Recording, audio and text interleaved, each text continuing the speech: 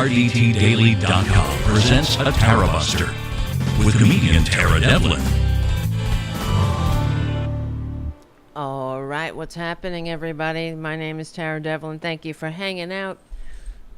Oh my God, the cats are at it already. Yes, this is unapologetic liberal talk on the right side of history, decency, dignity, democracy, humanity. How it's going, how's it looking, how's it sounding? Dignity. All right, it's sounding all right.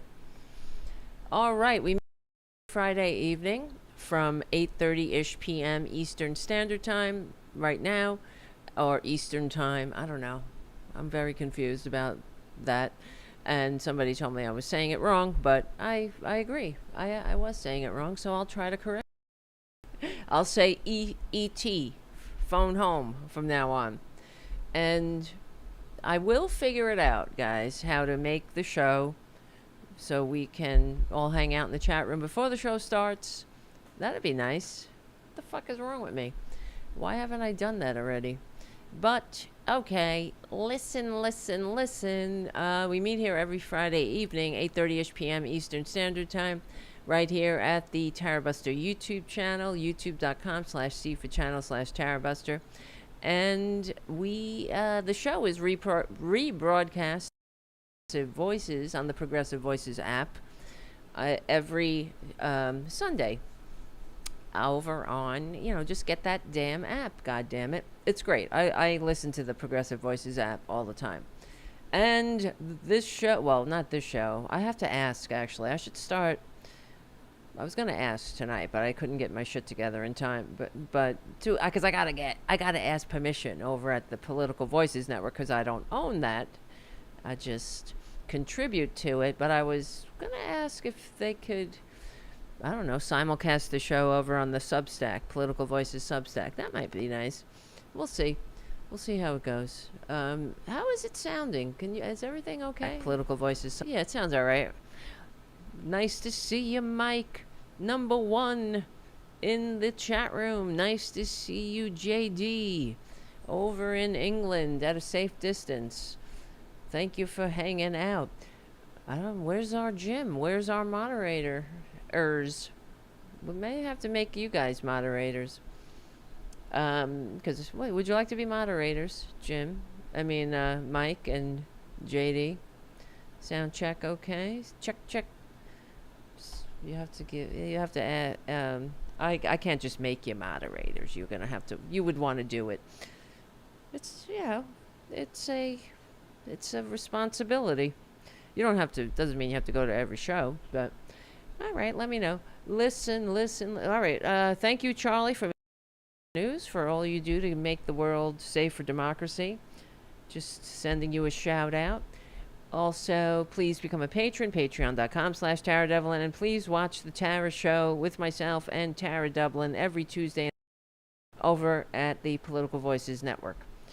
Okay?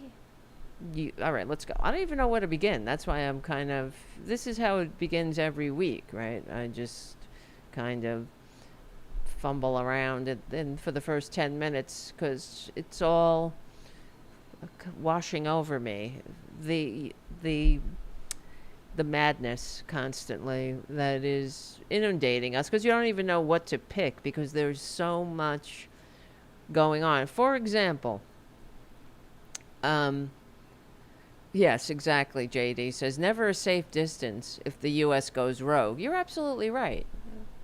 Let me go over to this Baboon's Truth Social for a second. Because did he just tweet or whatever you do, or tripe or fart or vomit, or that he's threatening Iran again, saying that he's going to decide in 2 weeks, like he decides everything else in 2 weeks, whether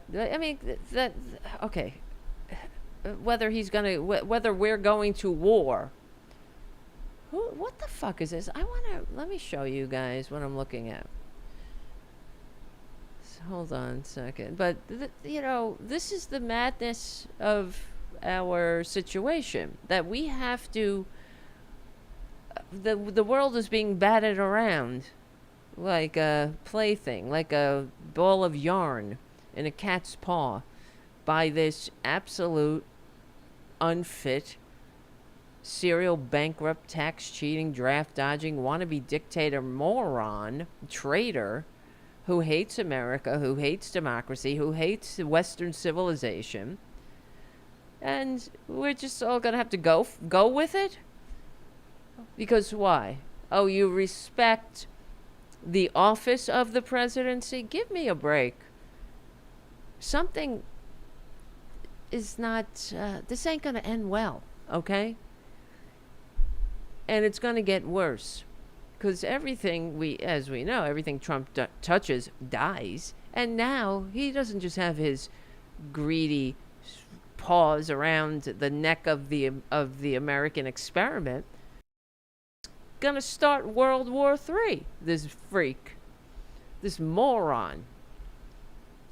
Hold on a second. Where's my screens? Here we go. Look at this shit. Okay. What is this shit? Selena Zito has written a powerful... Oh, fuck this. See, he's hawking books. 56 approval rating. No, in your dreams, bitch. Proof America loves... This is, see, JD, who's in England, at a safer distance than I am here in America. This is what we're dealing with in this country. Half of the country is thoroughly propagandized by right-wing media. And that's why we talk about it all the time. I say the problems that this country is on the brink of disaster because of propaganda. Money in politics, that's the root of all evil. But the money in politics gave us the propaganda. Without money in politics, we wouldn't have had the Telecommunications Act of 96. And Bill Clinton, this new Democrat, wouldn't have signed it. Because what was the New Democrats? Remember them? The New Democrats? They were the ones that were abandoning the New Deal. They were the ones that were turning their back on the working class. They wanted to be like the Republicans. They wanted to be the party of Wall Street, too. We want some of that buku bucks, too. That was what they were about. We don't have to be, that's old school. Giving a shit about the labor that makes this fucking world go round, getting a fair share. We want to be Republicans too. That's the New Democrats, and that's what gave us what we're in today. So 56% approval rating, not even close. Not in his wildest fantasy. He never hit 56% approval rating the first time. Let's look this up. What's Trump's approval? It's the worst than any other president in modern history at this period of time. It's never been above. If I'm not, before I go, let's just get the stats. I don't think it's been above a certain point. Let's see. But it's low. It's astonishingly not, it should be lower. That's why I'm astonished that it's anywhere 20%. I mean, 20% is very high for this freak. Let's see. What's Trump's approval? Because this is always iffy, asking the AI. Yeah, disapproval 51%. Let's see. He's got the worst approval rating in modern polling of a president. Let's see. So the aggregate of polls, YouGov, 41% approval. I mean, he's barely breaking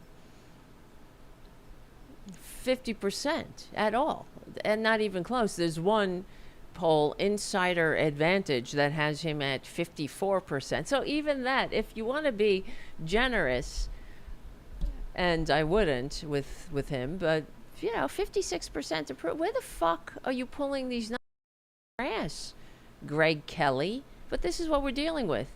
We have one propaganda outlet, like half the country is consuming and guzzling propaganda from a network that makes its viewers less informed than those who watch no news at all, and was hit with a largest judgment against the media company for lying to its viewers.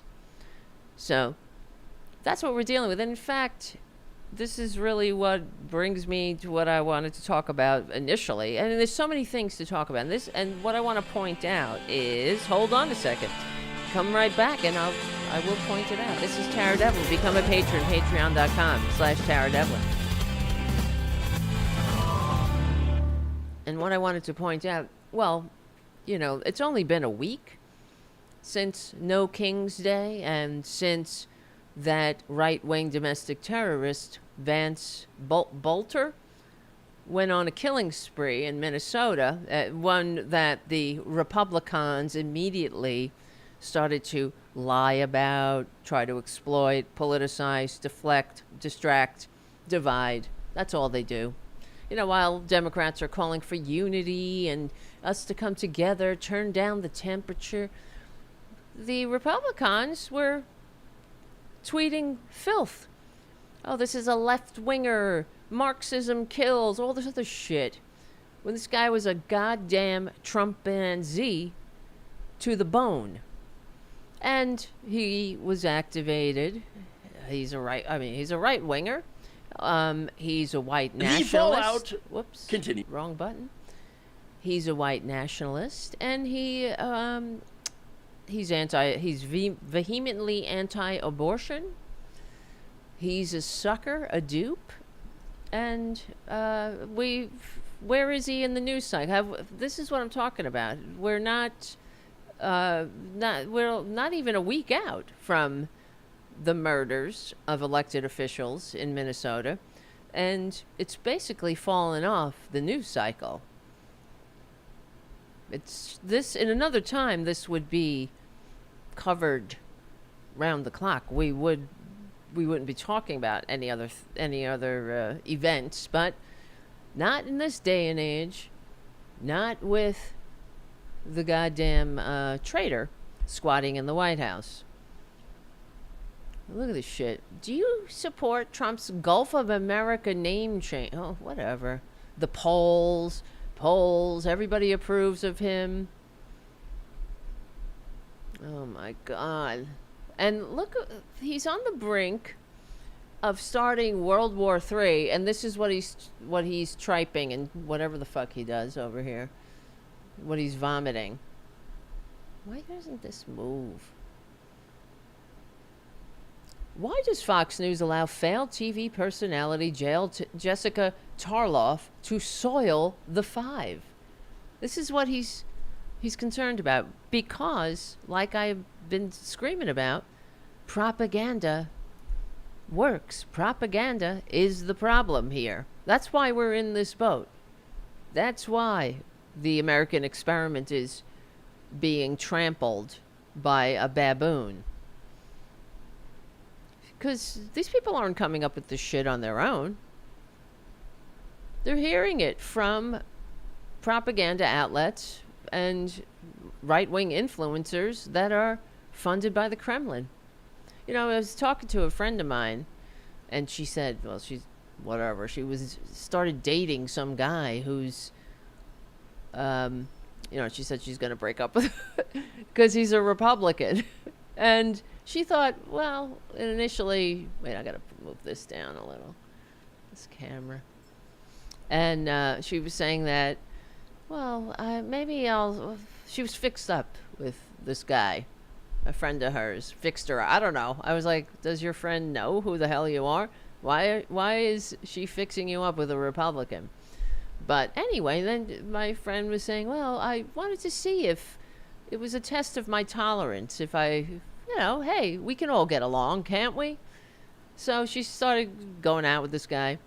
and he's Ukrainian, okay, and he's pro-Ukraine. Obviously, he's he's in his 50s, and he was saying that that he was gonna go and sign up and all that, sign up and fight in Ukraine, which they wouldn't have him because he's fucking doesn't have any prior military experience or whatnot. But it's just to say that he's, he's not happy about Putin, but he's a Trumpanzee, and she was saying that.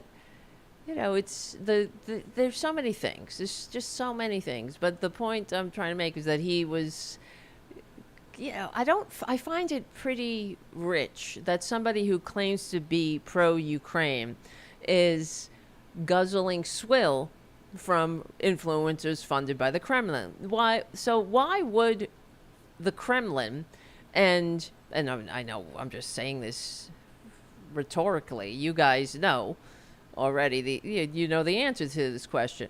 Why would Putin and the Russians fund and pour their lies into the American social media discourse, licking Trump's ass, elevating this con man? Why would they do it? And how can anyone who claims to be pro-Ukraine be a Republican? Really? And there you go. That's the cognitive dissonance we're dealing with. That's the lie mill. And that's why basically this guy is whoever it is. I never met him. I said, God help me if I do. But he's a useful idiot of Putin's regime, and this country has turned into a vassal state for Putin, and we should all be just we should just goddamn. I know I'm embarrassed. Look, an American. Could you imagine if finally I've come out? I'm a Republican. I was hiding all these years, and for your super chat, Tuck Frump. That's okay. We could say it around here. F Trump. Yeah, I'm trying to. I don't know. Whatever. Every time I say I'm trying not to curse. It's a failed effort. Let's see. Oh God, I'm trying to find this tweet I saw. I should have grabbed it when I saw it. About not tweet, whatever. Tripe. Vomit. Because he's threatening Iran. That's all I have to say. In social media. But whatever. Okay, so let me go back to what. Hold on, guys. So, yeah, propaganda is the problem. And I wrote an article over at the Political Voices Network about how, and I named the show, right? There's only one party of life, and it's not the GOP. And I'll get this book out of here. Let's get this fucking baboon off.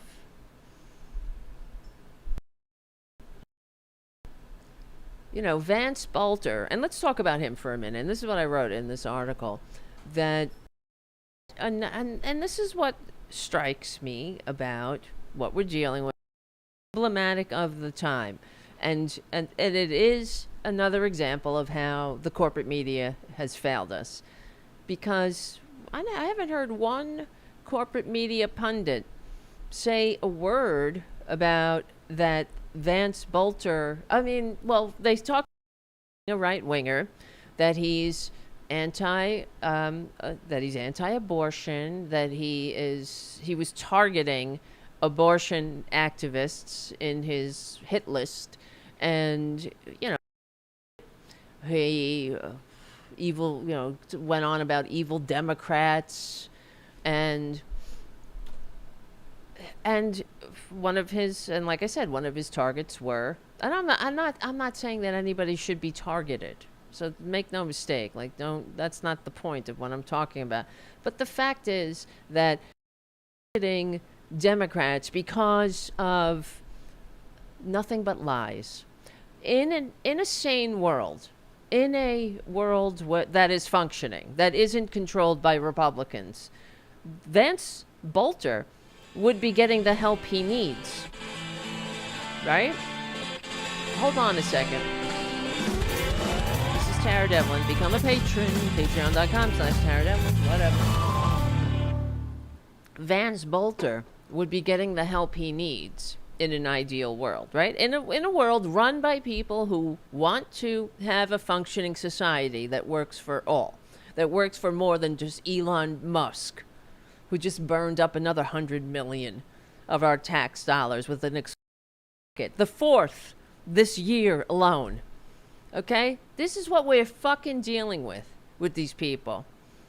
They have no respect for America. And case in point is Vance Bolter. This person who was,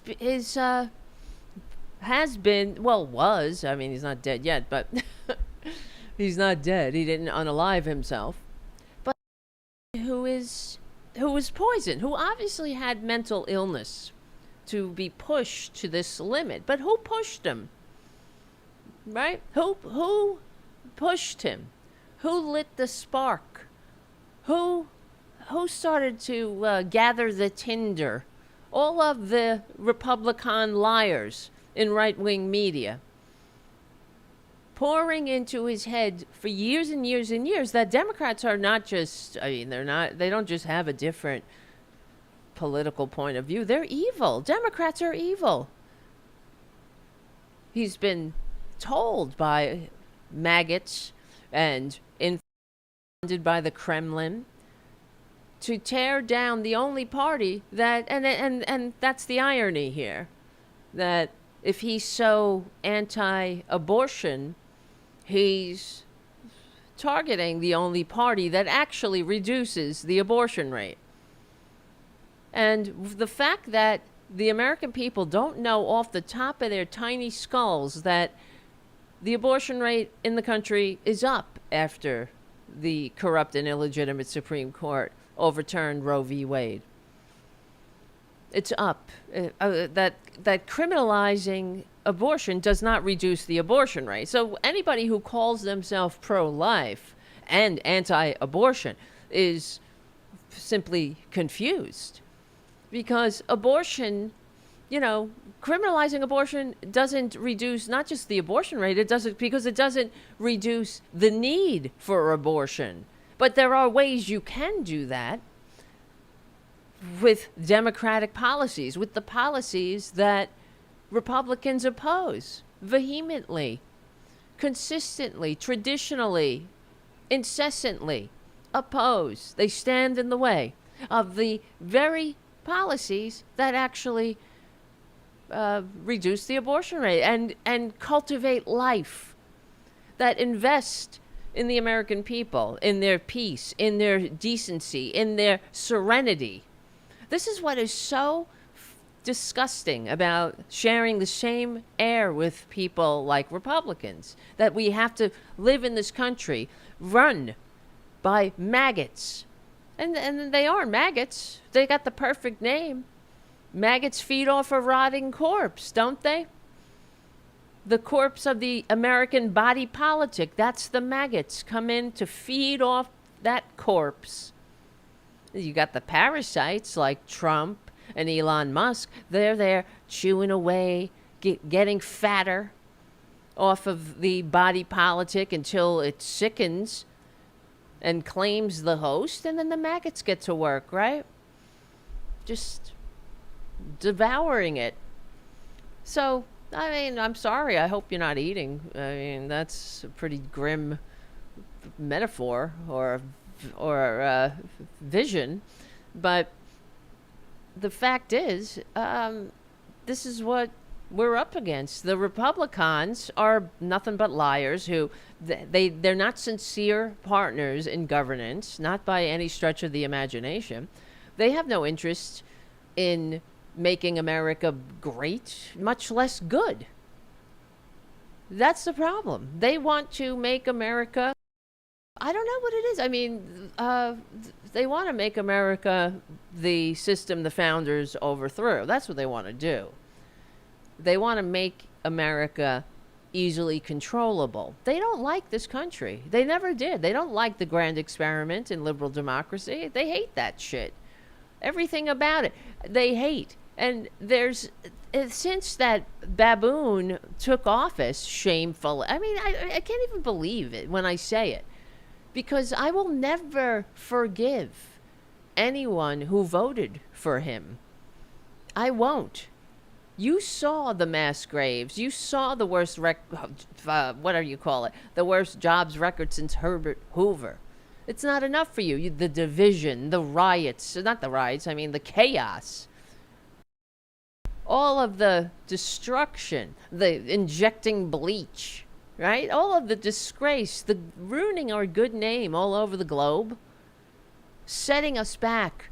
The first time was bad enough, but now it wasn't good enough. The mass graves weren't enough for them, right? They need more. So now we're going to get more, because they're working on it. Last time he left office with 1 million dead, but hey, give them time. The way it's going, now we're going to go to war with Iran? For what? For no good reason. Because the baboon doesn't know what the fuck he's doing. That's what it is. And the fact that we are, as humans, are intelligent and know what they're doing, we gotta acquiesce to that thing? To the worst, the most stupidest moron ever to stain, human DNA. This is the problem. So we all have to go. That's the thing. When they talk about how Trump's not taking his daily briefings, and the people are trying to figure out ways to get in a crew to make like a Fox News package so the little baby can watch TV. Because he doesn't take the daily brief. Oh, well, what could go wrong? Who cares? Because they're not doing shit anyway. They put a fucking 22-year-old asshole in charge of security, intelligence, everything that is making this country less safe. I just saw something that another one, there's supposed to be, where the fuck is this? Where was I I saw it at Crooks and Liars. Maybe it's not there now. Let me see. Yeah, he had some Russian. The Office of Personnel Management. Yeah, there it is. Why am I not surprised? No, that's not it. That's a dash. Come on. Look at this shit. Trump's director of personnel is a Russian who, it struck many people as odd that Trump's powerful director of presidential personnel, the man in charge of hiring executive staff and doing background checks, hasn't actually submitted the official paperwork. Stupid ad. Close. Hasn't admitted the official paperwork for his own background check. Oh, background schmeck. Background check. All right, contrary to precedent and... What's the law? Law is for thee, not for me. Well, it seems there's very good reasons for that, including that he may not be who he says he is. And instead, he's probably from Russia. Sergio Gore, the director... Now, this is one of the most powerful people in Trader Trump's maladministration, tasked with vetting thousands of staffers, but he hasn't been vetted himself. Right. Probably because Putin said, take this guy, take him. Director of Personnel Management, who recently convinced Trader Trump to yank Elon Musk's endorsement for NASA, has yet to officially submit paperwork needed for his own background and security clearance. So he's got no security clearance. Gore, 38, is in charge of picking about 4,000 staffers to implement Trader Trump's assault on America. Now, his name is supposedly, it's not Gore. It's like Goris Vexkos or something. He's changed it. Yeah, his name is Sergei Goriashchev. But he's calling himself Sergio Gore. Because it just sounds better, I guess. Trump is a traitor. He hates America. I don't know. I don't know. But anyway, so they're saying that he's not taking his presidential daily briefs. Oh, shocker. And who cares, though? That's what annoys me about the corporate media, besides everything else, is that they present that like it's a problem. Okay? Right? They say that, shocking, Trump is not taking his briefing. Well, whatever. We're bad enough. It's bad enough when he takes the damn thing. When he listens, he doesn't know what the fuck he's doing. He doesn't know history, much less reality or people. He's got no skills to be mentioned, except he does have a skill. He is the most prolific con man, the most successful con man, and he's a parasite. He's good at being a parasite. Hold on. This is Tara Devlin. Thank you for hanging out. Thank you. Hey, what happened to the music there? Thank you, Michael McAndrews. Tara Devlin is so awesome. Thank you. You're awesome. You're awesome. I gotta dye my hair. My roots. My roots are on fire. So, yeah. All right. Back to the article I was writing about. What's his name? Vance Bolter. Now, hold on, guys. I'm still getting used to the new setup. I'm already in Political Voices. So, okay, Vance Bolter, and you get the point of what I'm saying now. It is a. This is why I get so mad at the Democrats, because they suck at messaging. Well, Dems, good news. I'm here to help.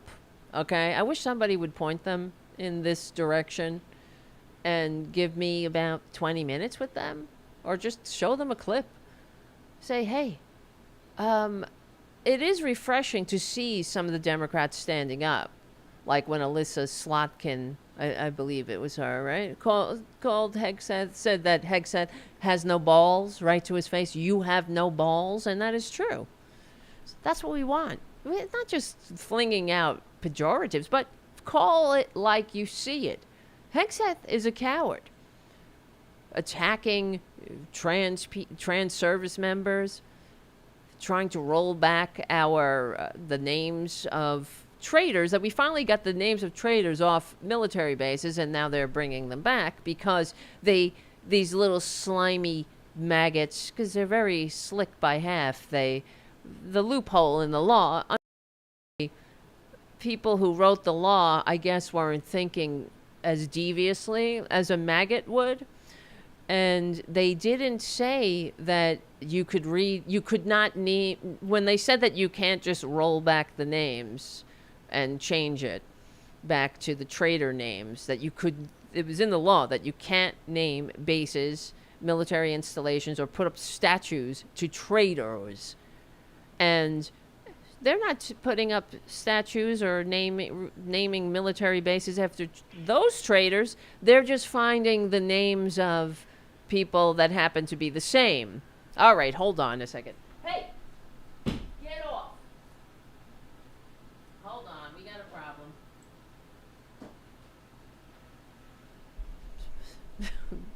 problem. Francis is jumping on Tara Jr. Okay, it's a problem. Stop it. He does that sometimes. His dominance, sort of like, I guess, Pete Hegseth does when he gropes women or something. I don't know, whatever. What was I saying? Yeah. Okay, well, I fucking forgot what I was saying. Well, anyway, let me just, the point is that the thing with the Democrats is that They have to start reclaiming the narrative, reclaiming not just patriotism, but the party of life moniker. There, in no way, shape, or form are the Republicans the party of life. And I wrote in the article that the fact that the American people don't know that the abortion rate is up in the country right now is malpractice. It's political malpractice. It's communications malpractice. Because really, what is politics when it comes down to it? It's not just about passing legislation, and that is what, that's obviously a very big part of the job, and it is the job effectively, but you have to sell that legislation. You have to communicate to the people. You have to communicate to your constituents. It's not just about the details. It's about the message. And because human beings are storytellers, and we are, that's how we connect. That's how we, we state what kind of world we want to live in. It starts with a conversation. Just like the American Revolution started as a conversation. And maybe that conversation initially was in whispers. Some people actually went to jail for having that conversation. So, for years, and it didn't happen overnight. I'm talking about in the whole liberal age of enlightenment. These ideas that we could rule ourselves without a king and an aristocracy got people put away in prison. And so it took over 100 years to get to that point with the thoughts became sort of like, the way time is not linear, history is not linear. We could certainly go backwards, and we are. That's for sure. So the Democratic Party has an obligation to get the message out. If they're not capable of doing it, who will? Because right now, the Republican Party defines the narrative all the time, clearly. Because if they have the balls to call themselves the party of life when there is so much data to the contrary that death goes up, needless death goes up under Republican governance, and all they do is poison people's minds, and that's why they're the worst, and they have no business being anywhere near the halls of power. Because in an ideal situation, in an ideal country, what would be happening? We would be, enjoying our lives. We wouldn't be out there. Like even last week, no King's Day, we could be out with our friends and family, just enjoying a lovely Saturday. Who the hell wants to be in the streets protesting a baboon who's out of control? Nobody. The fact that in less than 5 months he triggered the largest protest in American history it just says everything about what a failure he is, that this maladministration is. It's a real situation. That's why the founders fought a revolution and created this system and entrusted it to us, because they were entrusting us with a system that would cultivate the infrastructure of democracy, which includes cultivating peace of mind, right? Health. We'll do health, education, living wages. That's the point of government.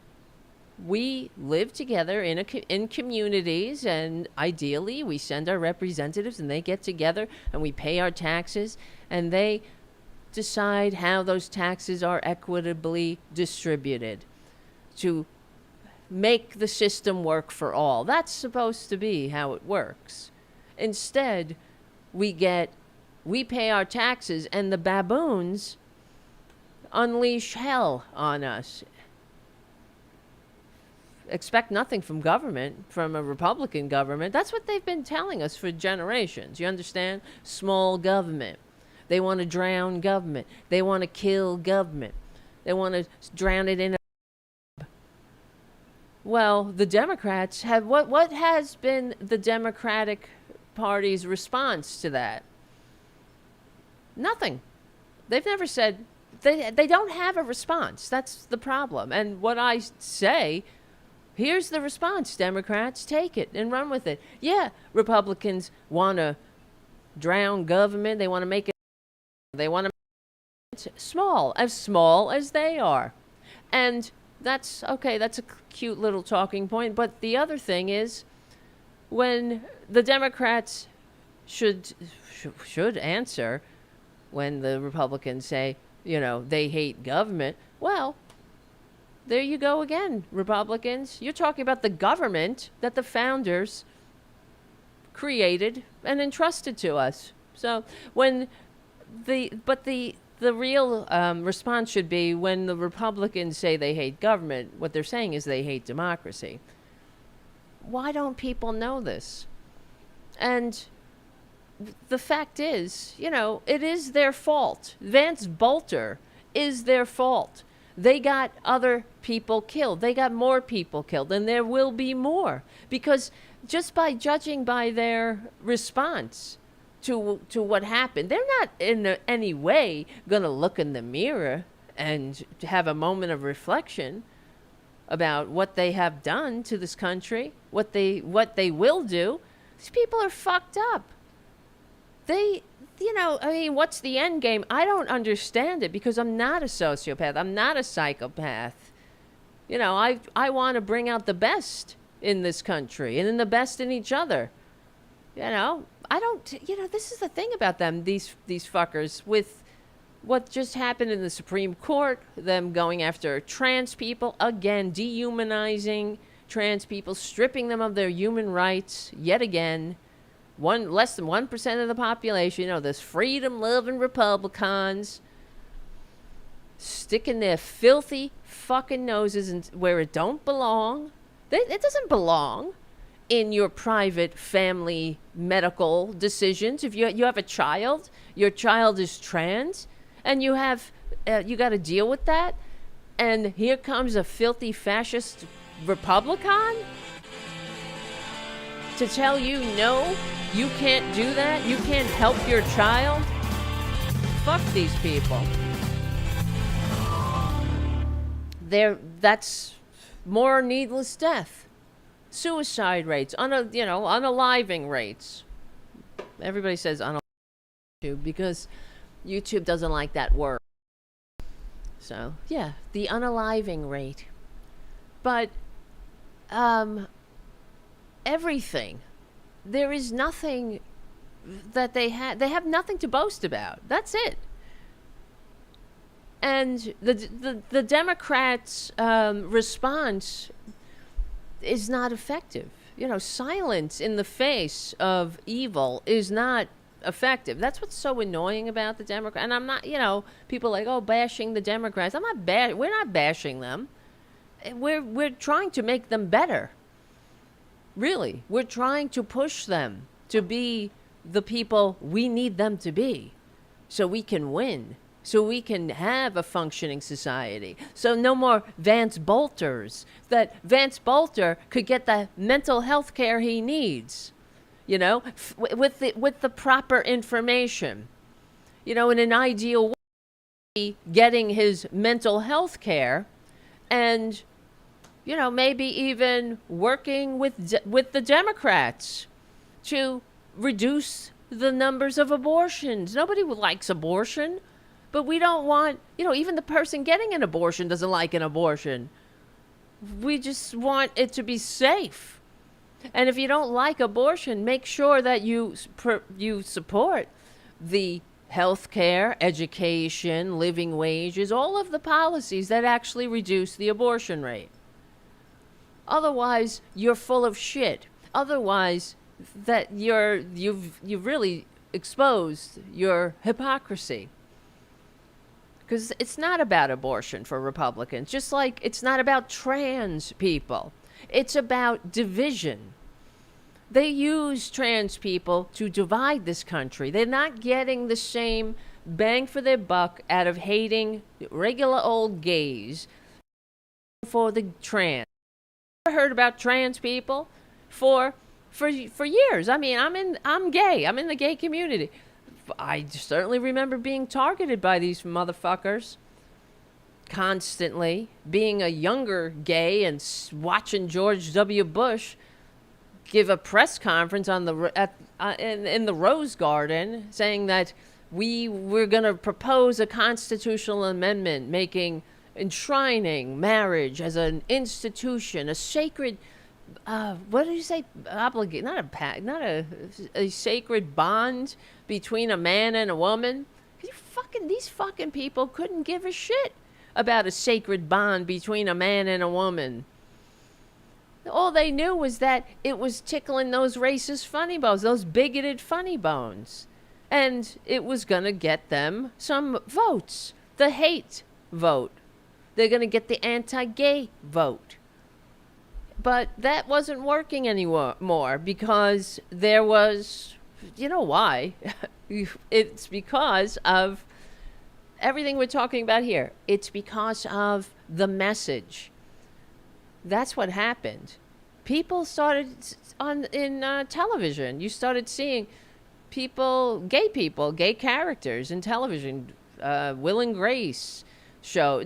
Not just, the gay character wasn't just a joke. Because throughout history, of the cinematic history, I should say, and history, but the gay character was either a joke to be societally mocked by the community. They were there to add the comedy relief, or, to be mocked, though, not in a... You're not laughing at the gay, you're laughing at the gay. Or it was another characteristic of a villain that made them even more villainous. And that was it, as in Hollywood. And then I guess, I don't know, it was in the 90s, I suppose, because I remember... I was growing up. I was born in the late 60s, so and I was growing up during this time. But I do remember, like Law. What was that one? L.A. Law. They had a gay character on L.A. Law, and it was like a big to do. This woman, and it was a woman that was gay, and she was a character. Why do I keep saying gay character? I don't know. And the scene was, and there was a big shocking societal conversation because this character was going to kiss her girlfriend on this show, and it was, it was a very underwhelming kiss. It was like the way I would kiss my great aunt Flo when I saw her, not on. I mean, it was just like. But that was it. And it was, wow, what a groundbreaking, whatever the hell. But of course, at the time, they would never have two men kissing in a show. But anyway, now we're well past that. At this point, gay characters are on shows. Nobody gives a shit. Gay people, gay and lesbian characters are making out, having sex, going on dates. Like, nobody bats an eye.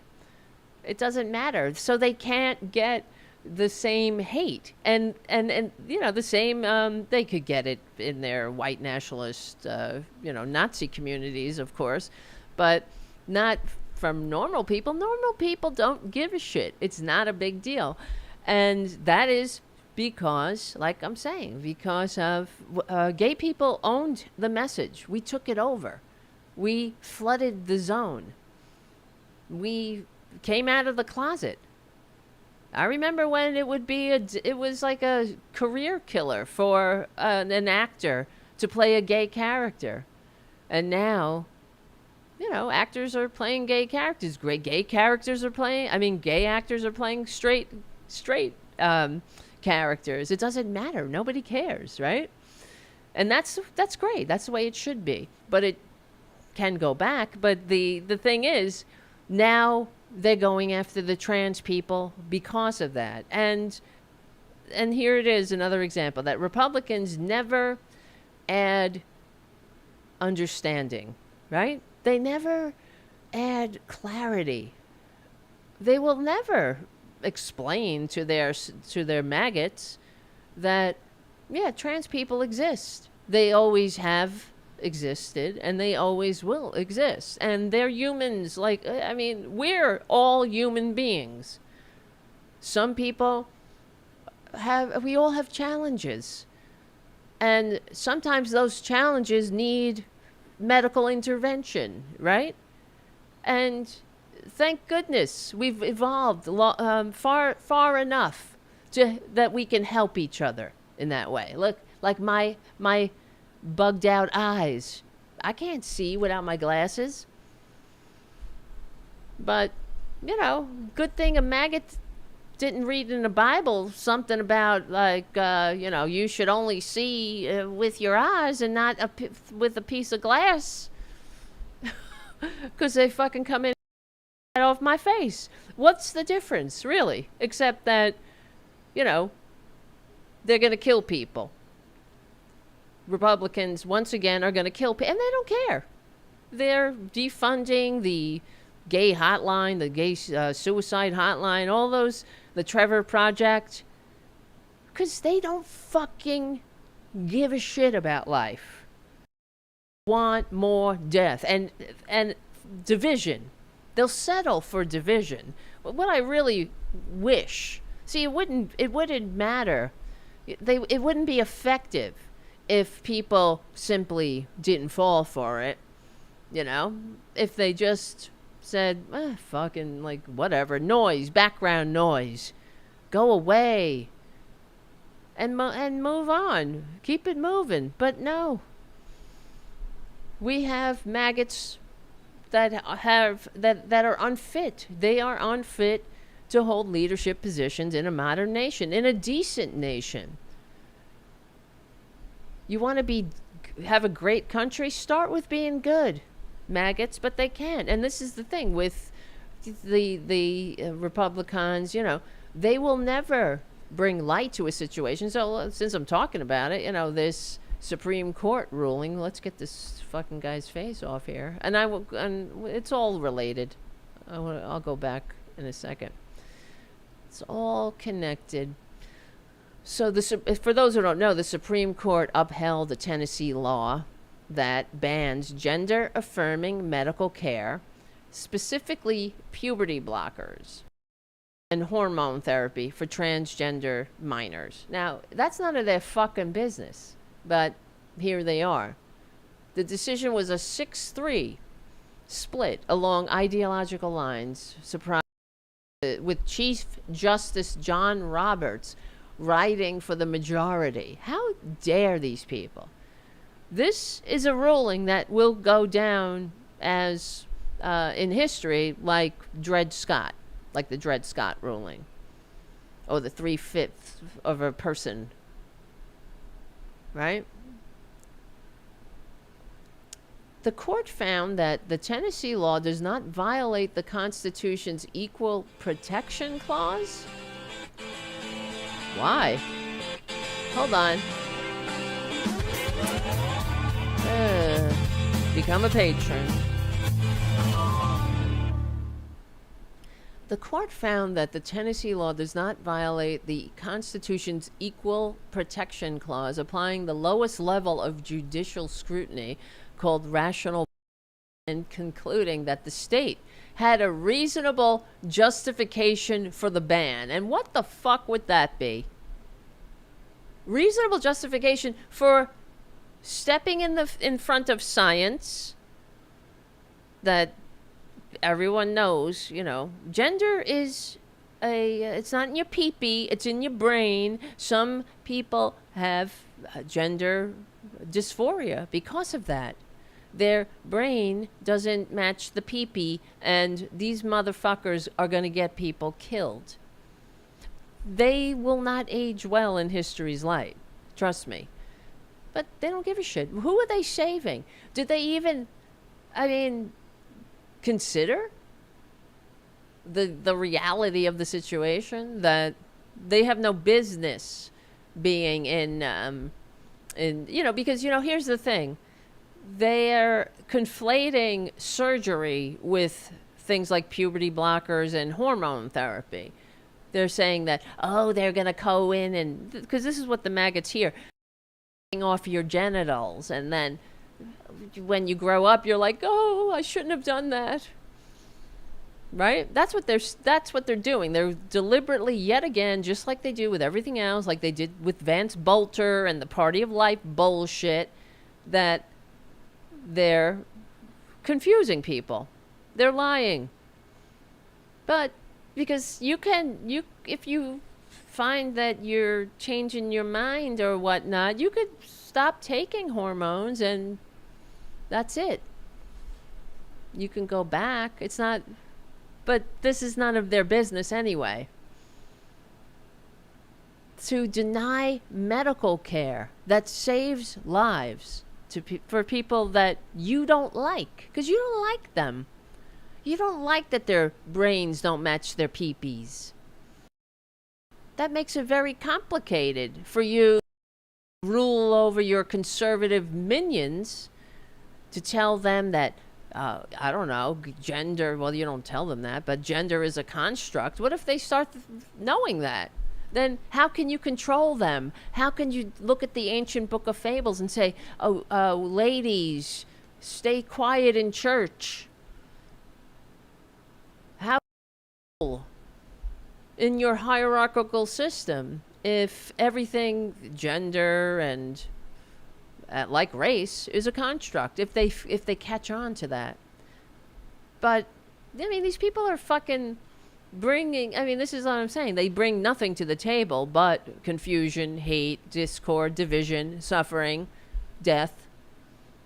Like, they want young people to kill themselves. Now, either a family that has a child that is receiving gender affirming care to now stop their medicine that's keeping them sane and safe, and dealing with their challenges, to automatically stop that and reverse the progress. It's exactly what the maggots are doing to the country. Reverse all the progress. Every step forward, every step towards a more perfect union. Because they will never tell their maggot people to, you know what, you don't have to like gender affirming care. It's none of your though. Because we're a free country. This is freedom. And part of freedom is being able to help you need out of your medical provider when it's your private business. Without a maggot who believes in an ancient cloud spook with a penis making a list of who's naughty and who's nice and gives a shit whether you masturbate or not. So he makes you put a covenant eyes on your phone so you can monitor your son's masturbation habits and vice versa. That's what kind of sick God do these people have? And now they're going to tell families that they can't get medical care for their child. Like they could tell anybody, you can't get glasses, right? You can't, that's the way God made you. You can't see, fuck you. I don't like glasses. God hates glasses. My God hates glasses. So you will have to go blind. You'll have to see everything blurry. That's the way he wants you to see it, God. Because he made you with fucked up eyes. What is the difference, really? Is there any difference except that the medical intervention is because of someone's pee-pee? And that's very woohoo. They're very focused on the pee-pee police, because they have never evolved out of that stage. What is that? What's that guy? B.F. Skinner? Child development? there's a phase that we all grow out of it at around age 4, where you're hyper obsessed about your pee-pee. We all, most people grow out of it. Not maggots, not Republicans. Fucking Christ. What's the difference? Yeah, exactly. I'm reading your guys' chats here. Once trans men with thick, manly beards are forced to use the women's room, will maggots even then see the error of their ways? No, that happened in... we were talking about this with Robyn Kincaid. Let's see. And it was a disaster when a trans man used the women's room in I think it was Tennessee too. Let me see. Uses the women's room, and they beat up on him. Let's see. This happened. Real, or is it? Let me see. Hold on. Well, anyway, I can't find it. But it happened. We were talking about it with Robyn when we did a simulcast. And, yeah, trans man had to pee, and they asked the bartender if they could use, and they had the men's room didn't have stalls, and they asked if he asked if he could use the women's room. No one was in there, and the bartender said yes. And when that happened, I think the owner of the bar followed them in there and actually looked up over the stall to see, what you got there. What's going on? The pee-pee police are here to see your pee-pee. We're here to see your pee-pee. And they flipped out and ended up... the whole thing was a shit show. They called the police. They beat this person. And then the police acted like motherfuckers. They were Republicans too, most likely. And now this person had a GoFundMe page so they could get the fuck out of their shitty state. And that's what's going to happen to families who have children, are receiving gender affirming care. They're going to have to flee their poorly run maggot hellscape. Hold on.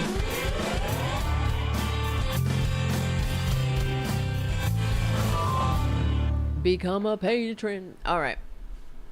You see how, what a fucking, oh my God. Because that's the thing. I talk about that, all they have to do is mind their own business. Do that. They're always like how they're under attack, these Christians, these fake-ass Christians. If only they were real Christians. But they're not, of course.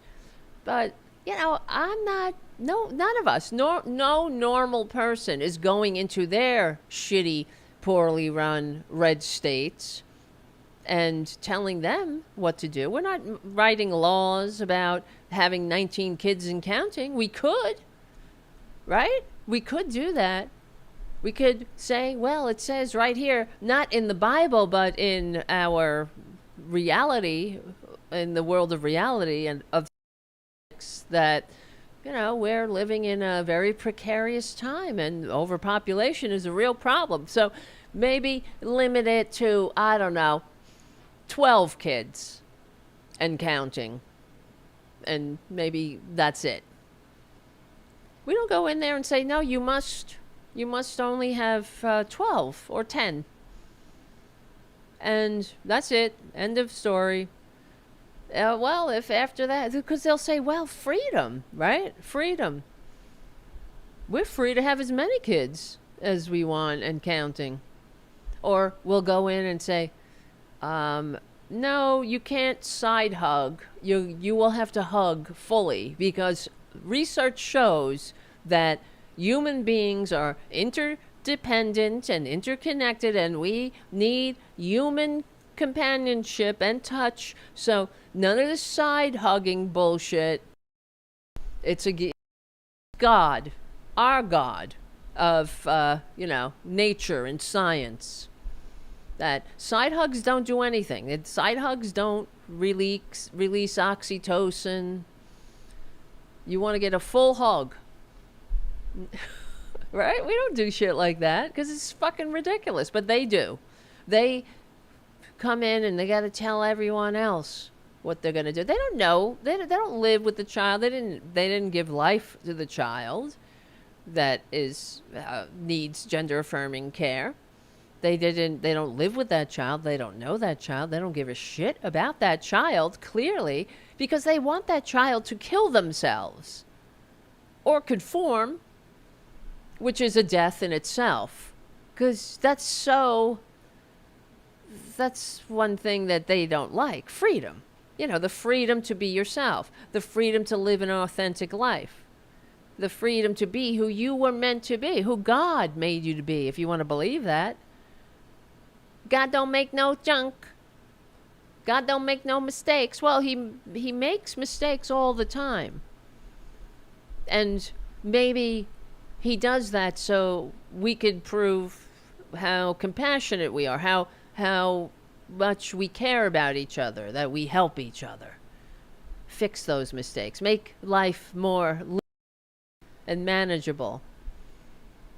That's what I hate these maggots. They talk about God, but for the grace of God, they go, right? They never see unless something affects them directly. But we will hear about maggots that'll be like, well, I have a trans child now. I told you that story about the woman. She was a big holy roller, and I saw her. It was on some documentary, and she's a big Christian, involved in her church and all this, and had a child. And as the child grew and became verbal and talking and started to communicate, so it's, from the time the child could talk, was telling its mother, I don't remember if it was a boy or a girl, or born female or male or whatnot, and was telling mom that, no, I'm a girl. I'm not a boy, I'm a girl. And at first, missed it. No, you're a boy. And it wasn't going away, and it took a long time, and eventually the mother realized, wow, I'm very misinformed. I have a trans child, and I'm gonna get help for my child. I want my child to be happy, because the kid started to talk about wanting to die.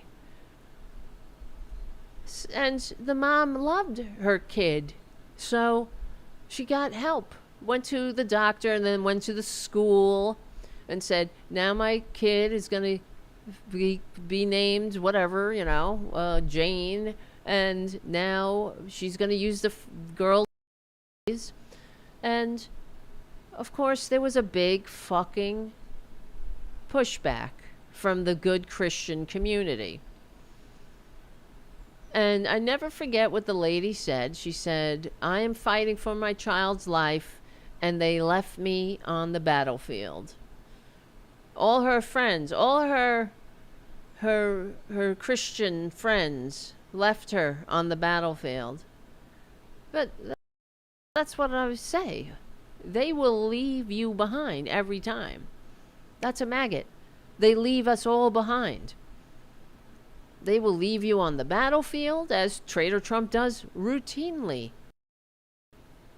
Oh, he loves those salutes, though, doesn't he? Those stolen valor salutes.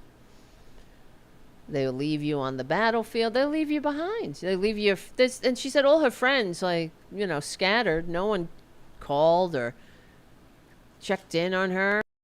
What are you doing? How's your kid? How's his struggles going? No one was there. They all of them, to a person, Christians, turned their back on their Christian friend. Well, maggots only see the light when something affects them directly, and that's what they do. They'll leave you. That's why they're leaving America behind. They hate this country, and they're unfit. And this is the thing that the Democrats have got to start messaging, because we're gonna die, okay, if they don't, legally and peacefully. Metaphorically, I'm not really speaking metaphorically. Lots of people are gonna die. This is life or death right now. We're not kidding around. They're not kidding around. So the goddamn Democratic Party better not be kidding around. How many times? I mean, how long do I got to scream about it? Democrats, let's talk about it. You know, how long have I said? You guys have been watching the show a while. Most of the chat, I recognize. There's some new faces, but I mean, how long have we been talking about the talking points, or saying that the Democrats need to start saying anyone truly pro-life would vote Democratic, or should vote Democratic. What is so hard with that? What's hard about saying that? Anyone pro-life should vote Democratic. And whenever a Republican, when they're in a debate with these maggots, say, "Oh, pro-life," and the Democratic candidate should just laugh. What are you talking about, pro-life? The abortion rate is up. Abortion doesn't reduce the abortion rate. You know that. All it does is make it unsafe and kills women. In fact, you don't just kill women. Infant mortality is up in all the poorly run red states, as is maternal mortality. It's goddamn shit show in these poorly run red states. The fact that the Republicans call themselves pro-life is, there's nothing further from the truth. In fact, let's just go through it. Higher infant mortality rate in all the poorly run red states. Wherever, this is a fact. Look it up. Do your own research, Republicans. This is the do your own research crowd, right? But in state legislatures all over the country, wherever Republicans control the state legislatures, infant mortality is higher. That's across the board. Post-neonatal mortality rates are substantially higher under Republican-controlled state legislatures, than under non-Republican-controlled ones, says a study in the American Journal of Preventative Medicine. Why isn't this study on the tip of mind, or top of mind in Democratic Party debates, right? It's even greater, of course, for black infants, because, Republicans. And the findings, this is from the report. The findings support the politics hypothesis that social determinants of health are, at least in part, constructed by the power vested in governments. Yeah, because governments make set the rules. If the old saying that a budget is a moral document, that if that applies, of course it does, then judging by Republican budgets, especially now, they have no morals. Hold on. I can't believe the music is back again. Oh my God. The show goes by. Yeah, many societal and health obligations depend on decisions state representatives make. State legislatures responsible for safety net programs and minimum wage, public goods, services, all determines societal health. That's why Republicans, wherever they rule, everything sucks. Prove me wrong. Well, at least kids can't get gender-affirming care, though. At least, the minimum, I don't know, maybe the 5 or 10 trans kids that live in the state might want to kill themselves, at least, right? You won't have health care, but kids will want to unalive themselves. They'll hate being alive. Well, that's the Republican way, ain't it?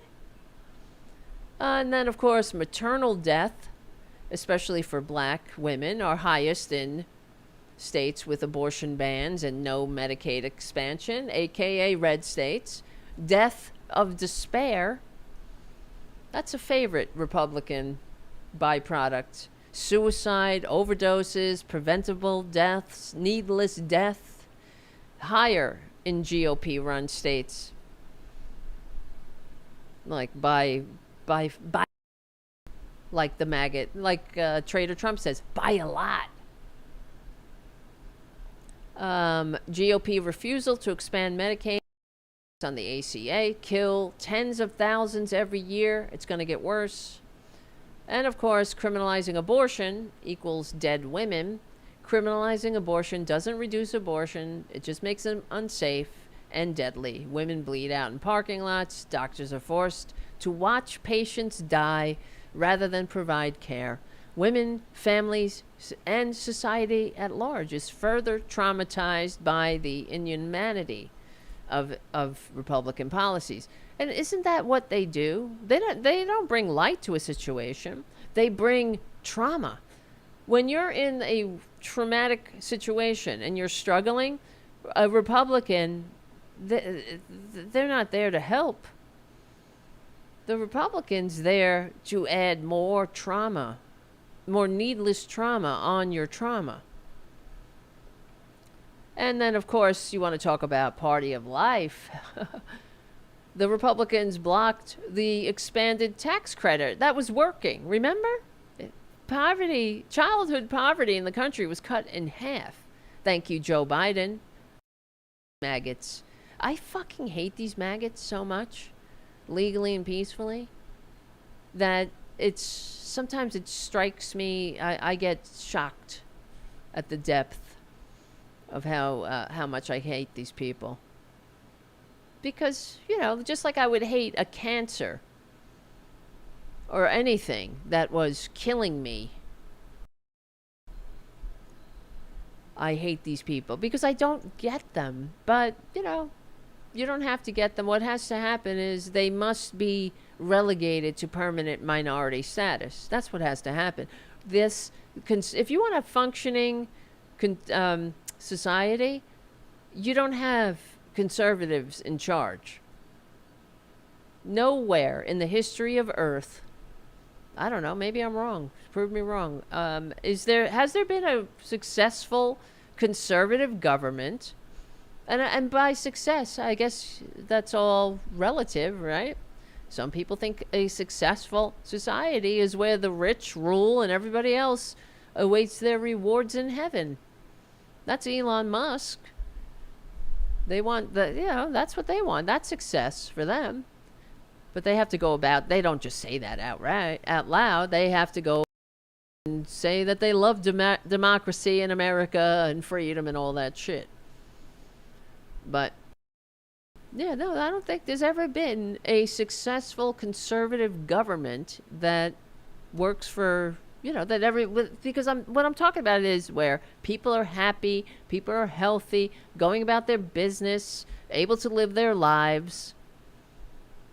Republicans talk about small government, but think about small government. They're talking about small as they are, small-minded, small vision, tiny, fragile, easily selfish, easily played, selfish morons who live and scrape and don't give a shit about anybody else but themselves. You want to look at success, and we talk about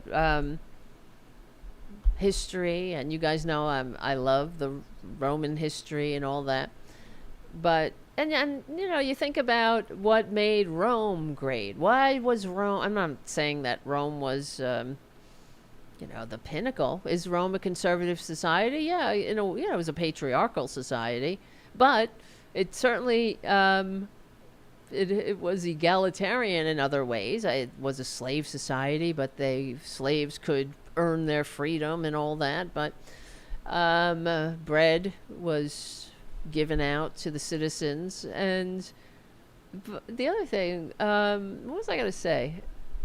It went out of my head, but so was it? It was a successful civilization, but it wasn't. I wouldn't say it's a civilization that worked for all. It's not like everyone could be happy and educated and having a wonderful life. No. If you want to have a decent life, you got to look at happiness. Who's happy? That's why there are some countries, like the Scandinavian countries, that are consistently the happiest countries on earth. Now, anyone who isn't, who wants to live in this blip of time and be happy, if you're a government that wants your citizens to be happy, wouldn't you look to the successful models? And the reason I brought up Rome was not just because of the conservative. They're not, whatever. They weren't conservative or by today's standards, that's for sure. But the fact is, they were successful because wherever they expanded and they would encounter different cultures, they absorbed the cultures, right? It was pretty much the first civilization where you could be from all different cultures and become a citizen of Rome. And they took the best ideas from these other places that they encountered. They didn't just say, it's like Republicans. They're not sincere partners in government, because they don't really have any solutions for anything. All they have are talking points and ideology. Like when Vance Bolter committed another act of right-wing domestic terrorism. They weren't looking for a solution there. They were looking for a way to exploit it and poison the minds of their people, the people who listen to them, to poison their minds further, divide people further, confuse people further. So they're not looking for a solution. They're not looking to make things better for everyone in the country. And the Romans would take things, ways of doing something or policies, procedures, and say, yeah, that works great. It certainly works a lot better than the one we have. So let's take it and use it and do it. It wasn't a threat to their, to their Romanness, right? It was a testament that they were able to, like any functioning adult is capable of doing that, of taking in new information and saying, wow, that works better, and I will do that too, right? But not Republicans, because they are more, because they're interested more in their stupid ideology. They're cultists. They've always been cultists, and they're not trying to have a functioning America. They really aren't. They don't give a shit about your happiness. Even though the American founding documents I think it was the first document or founding document of a nation that included the word happiness. You would think that the pursuit of happiness would include the means, the roadmap, the infrastructure of that happiness. Right? But Republicans are busy making people miserable. All right, well, the show's not really over, but it's only on Progressive Voices. You could come out over to youtube.com/c/channel/Tarabuster and watch the show. Wait, hold on. We will win. Should lower that. It's a little loud, right? My name is Tara Devlin. Watch the Tara Show every Tuesday and Thursday, 2 p.m. Eastern Time at the Voices Network. Is that cutting out? All right, I'm just going to cut it out. It keeps popping in and out for me. Something's up with that. But we will win. We're on the right side of history, decency, dignity, democracy, humanity. Yeah, it's cutting out, right? What's wrong with my timing bed? Become a patron, patreon.com/Tara Devlin. We stick together, we win. I will. See you soon. Follow my Substack and the Political Voices Substack. Okay? Will you be a pal and do that? See you soon.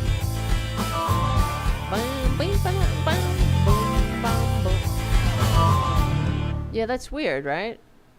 Guys, the music was like popping in and out. I don't know. Something's gonna...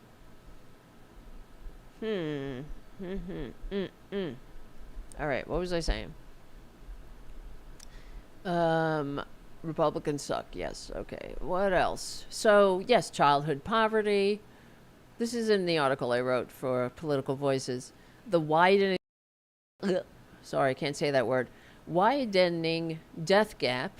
The mortality gap between red and blue America is growing. Life expectancy is falling on Republican counties, but at least a trans person can't pee in a public restroom, right? Right, maggots? And, of course, the attacks on the social safety net. Everywhere. Everywhere we look. That's the thing I was pondering in my mind, in my beautiful mind.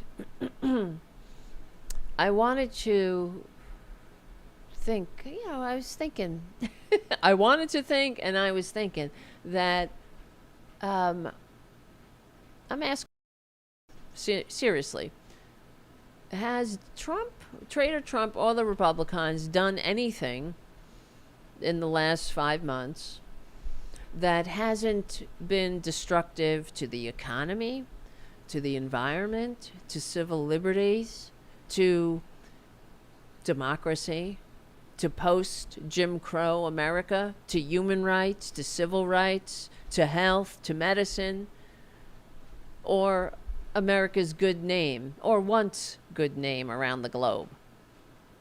Or, I mean, what am I missing, maggots? The 56 approval rate to the baboon in chief? 56% approves of what? The chaos? Oh, they approve. You know what they approve of is, and this is what we were talking about on the Tara Show the other day, because they're not approving of the war that he's going to get us into, World War III, the war with Iran, which is not Iraq. I gotta find that fucking... This is the thing. I'm always like, I'm always working, and hold on, and I see things I'm always looking for things, and I should just grab it when I see it. But God, because Trump was threatening Iran, basically, and saying that we have the greatest military, and Israel's going to use it, and we're arming Israel, and we never lose. And like, shut your fucking hole, baboon. What are you talking about? We never lose. Yeah, we do. Yeah, and we lose, and we get into quagmires too, and people die for nothing. But not you, though, right? I mean, the bloviating is so goddamn beyond redemption. Let me look. I gotta look at the goddamn leopards eating our faces page, because I need a lift, right? Leopards. Let's see. Leopards eating our face.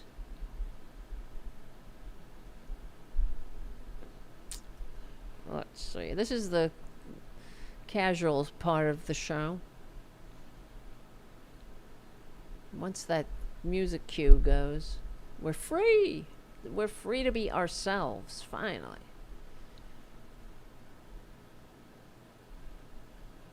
Let's see what's on the leopards page. Because I need a laugh. Or eye roll.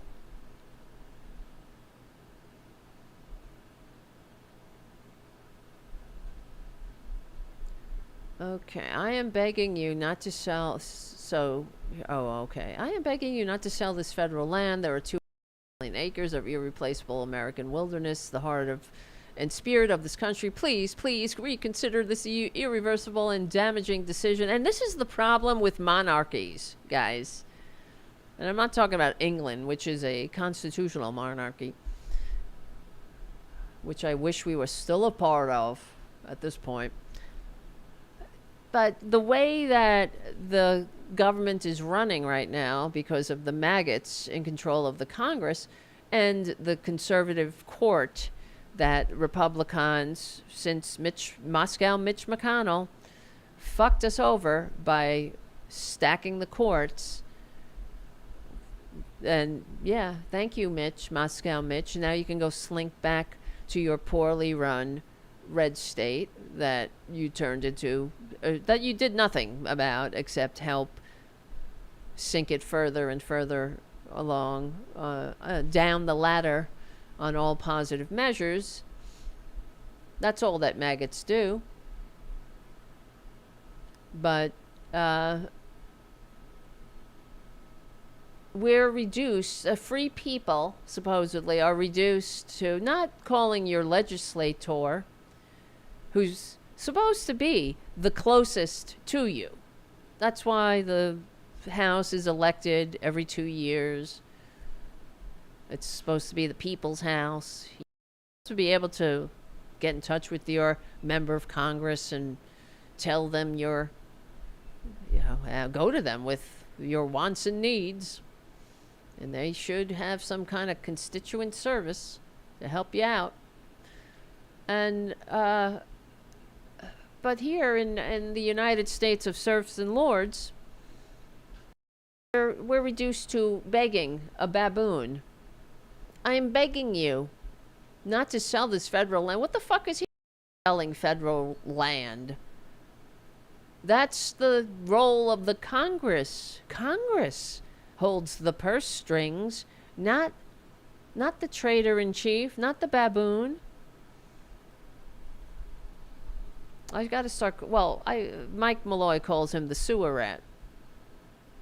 I feel bad for sewer rats. I feel bad for baboons when I call them. But you see what I'm saying? I am begging you. What is going on? This is not normal, maggots.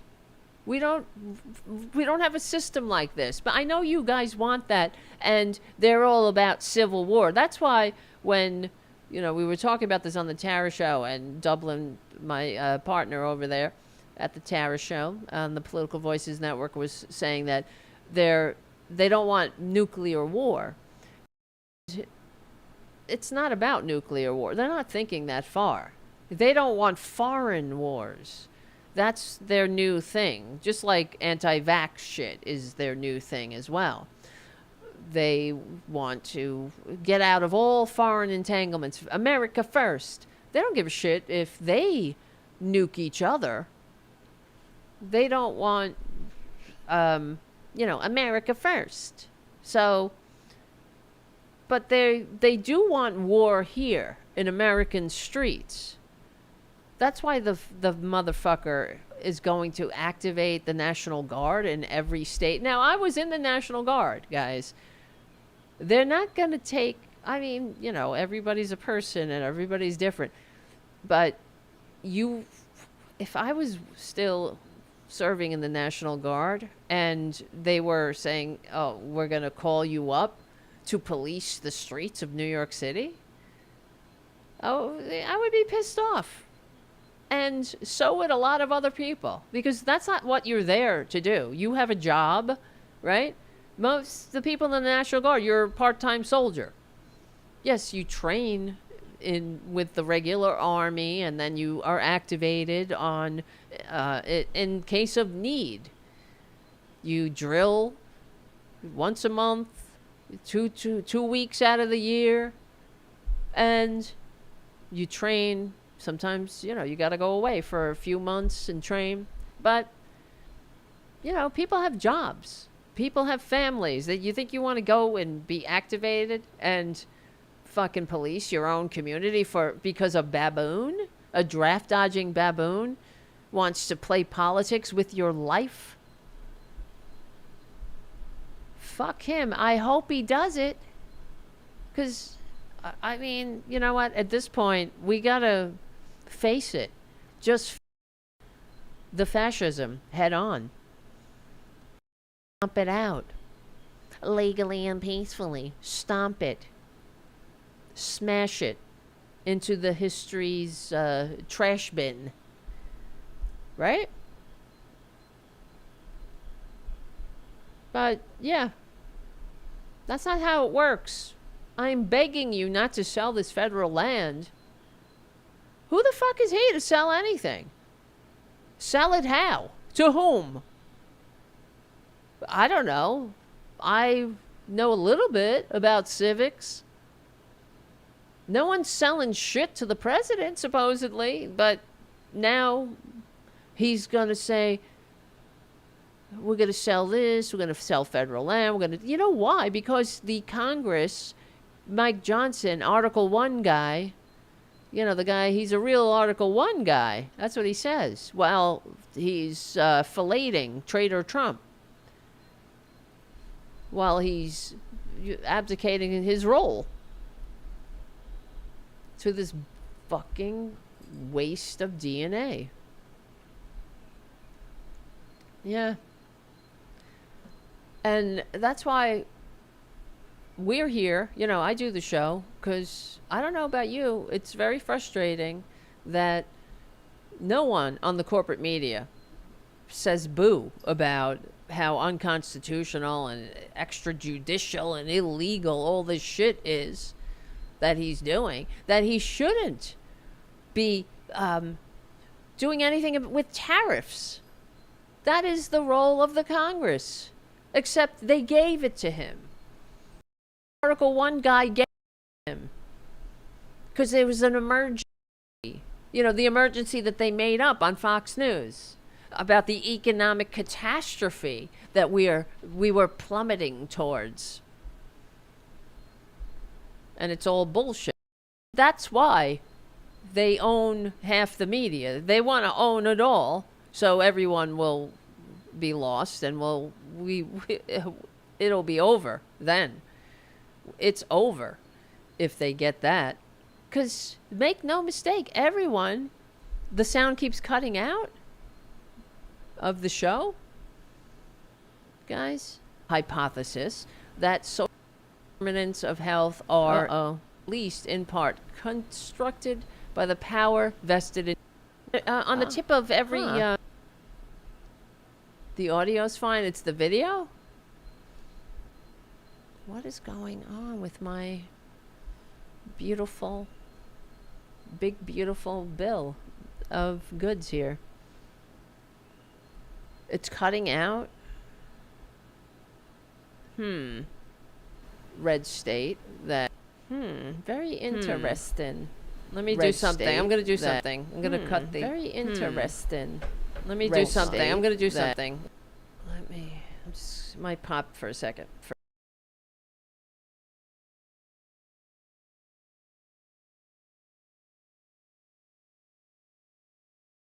I'm going to cut the.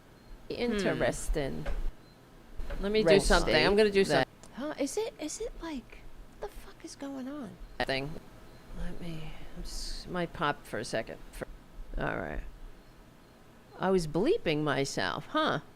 No, just weird. It's cutting in and out now? What the mother? It's because I rebooted the, what do you call it? Okay, it's okay now. All right. I rebooted the audio interface. I had to unplug it. Sometimes that happens. You gotta kick the goddamn thing.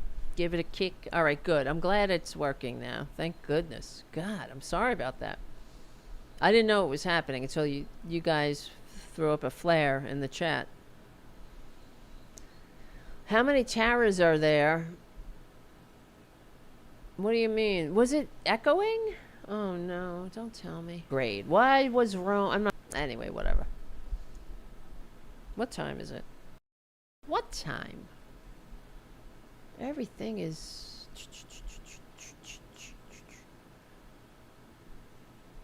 Oh boy. All right, we got a little 20 minutes. 20 minutes. All right. Where was I? Let's go back to Reddit. Okay. Without me, Trump would have lost the election. Blah, blah, blah. Yes, this is old. Where's this other one I saw? This lady who's a maggot. And now her husband is being deported? Wait a minute. ICE supports wife of U.S. Army sergeant. Now he regrets voting for Trump. All right. Where the fuck is it? All right, whatever. What are these two up to? I'm getting distracted because my cats are fighting. Hold on. Hey! Stop it. Francis is being a bully. He's jumping on Junior's back. He's trying to assert his dominance, and I'm not here for it. I'm really not. So, all right, where the fuck is this? I know, everybody's tuning out now. Hey, I've been at this. You know how tired I am? I'm not complaining. I'm not. I'm just sharing with my people that it's been a long week. And I'm not coordinated right now. All right. Here's what I wanted to talk about. This maggot, the one of the maggots that Trader Trump pardoned, you know, one of the domestic terrorists, was caught in the act of being himself. Federal prosecutors are asking a judge to sentence a January 6th rioter to a lifetime behind bars. Besides Trader Trump pardoning his crimes at the U.S. Capitol, Edward Kelly, a 35-year-old Tennessee native. See, that's what I mean. Tennessee. Red states red when they are so poorly run, right? How much do you have to hate yourself to continue to vote for people who constantly make your life worse? Right? Oh, well, how and why? Because of propaganda. Right? It's the truth. We're not, these people, this is not the do your own research crowd. It really isn't. This is the read a meme crowd. Read a meme from your Uncle Maggot and say, he's really smart. This is, it's not the rugged individual crowd. This is the get in line and conform crowd. You can't be a rugged individual in the maggot party. That's for sure. They kick you out. You know who's rugged and individual? Trans people. Trans people. Oh, yeah. There's some rugged individuals there that maggots just can't understand. How? How can you be yourself, live an authentic life when we're throwing all this shit at you, all these blocks, all these barriers, dehumanizing you, putting up every kind of barrier to your happiness, to your human dignity, and you're still here? You still exist? That's the kind of courage maggots can never comprehend. Because they will never be courageous. They're not courageous. They're cowards. They fall in line. They don't do their own research. They listen to the millionaires on Fox News, paid by the billionaires, to tell these maggots that their problems are because of the people lower on the ladder, those who are poor and politically unconnected, are the ones that are really coming to get them. And those trans kids who want to be themselves. Oh, the humanity. Right? It's like that guy that my friend is seeing. I hope she's broken up with him by now. I don't understand how. He's a do your own research. He's a anti-vaxxer. He's all the things. He's all the things now. All the that suck. But where are they getting this shit? Republicans weren't anti-vax 10 years ago. Where did they come from? In fact, it was quite the opposite. I could look up tweets and whatnot from Ted Cruz and other maggots boasting about how they had their states had such a high vaccination rate and blah, blah, blah. They were proud to come and get your shot and bleeze, blue, blah, blue. Now it's freedom. Now they're going to get more of themselves killed.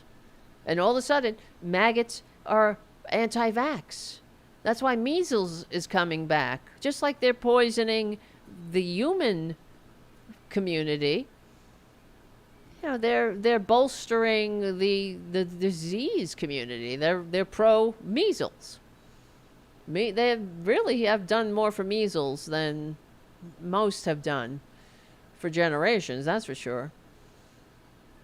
They're not doing anything for human beings. Measles thanks them for their service, though.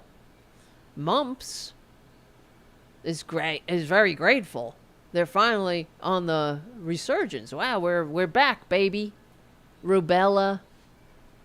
All diseases that we had eradicated. Polio. It's coming back, boob. I hope it doesn't hurt too much. I mean, too little. Too much. I'm talking to the maggots. I hope it doesn't hurt too little. But I feel bad for your children when they get measles. Because of you. Because of the do your own research crowd. Who doesn't do their own research. Now, these people can't read a book. They haven't cracked a book since Dick and Jane. And they're going to do their own research? Like what? How? You know how they research. They see a meme. They listen to Fox News. They listen to Joe Rogan. Stupid people. Morons who don't have any cred or clout. They're too morons who are too stupid to know that you check the experts. When you don't know something, you go to your advisors. That's because people can't know everything. But no, because this is what Putin has done, and that's why they eat it up. And Putin, these are maggots. They hate America. They're it's bizarro world where they're waving flags and chanting USA, USA, USA, but taking orders from an America hating dictator. Taking their orders who, telling them to, like, look at these assholes. They're not going to take vaccines now. You know how happy Putin is?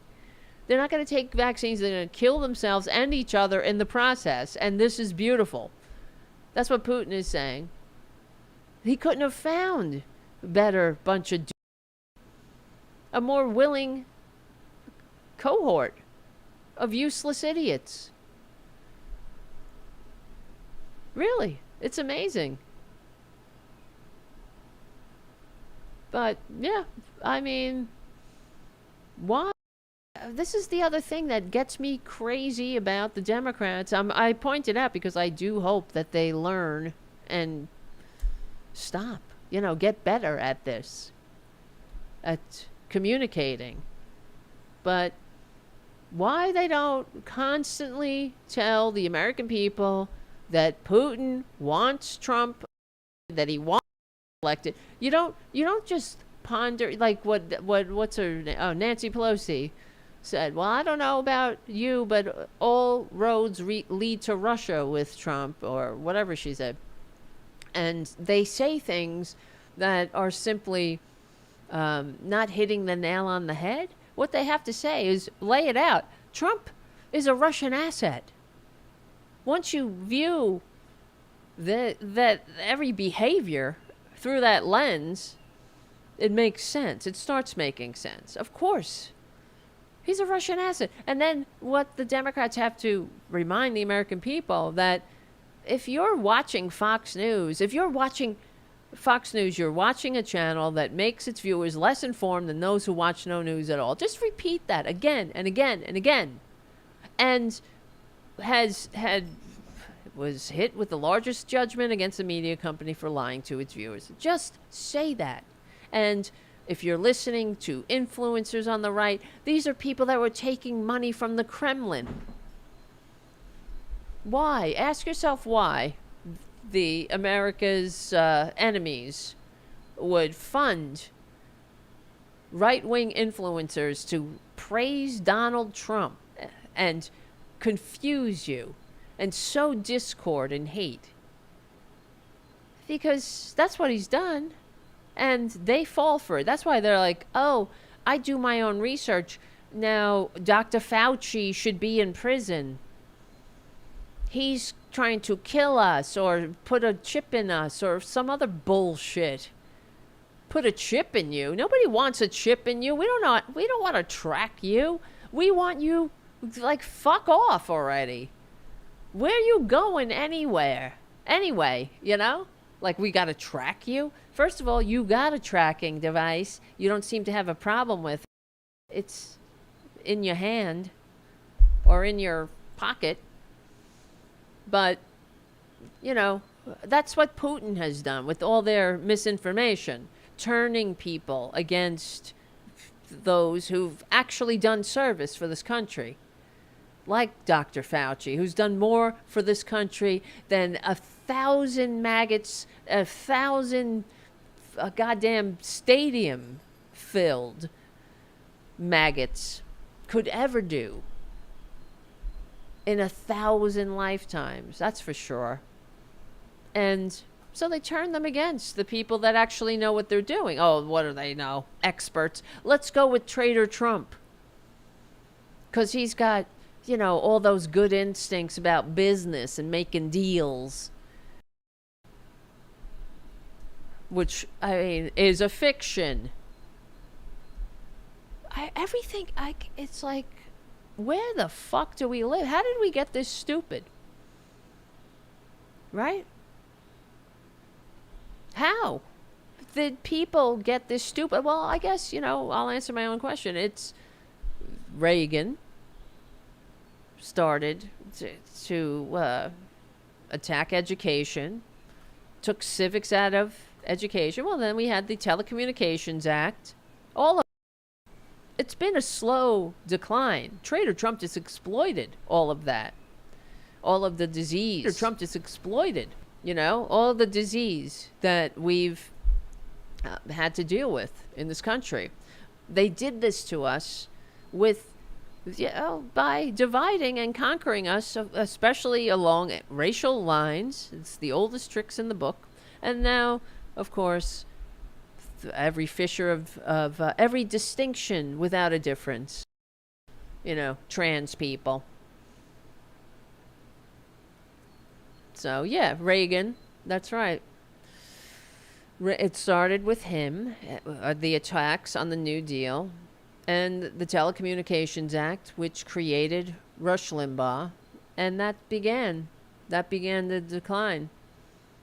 Because out of Rush, I just wrote an article about that, actually. Let me see. Where the heck is it? It's on the Political Voices Substack at thepoliticalvoicesnetwork.com. So I hope you can watch it and subscribe. But wait, hold on. Let's just finish this for a second. Yeah. So yeah, Kelly was separately convicted of throwing a Capitol cop to the ground with the help of others, smashing a window. Oopsie.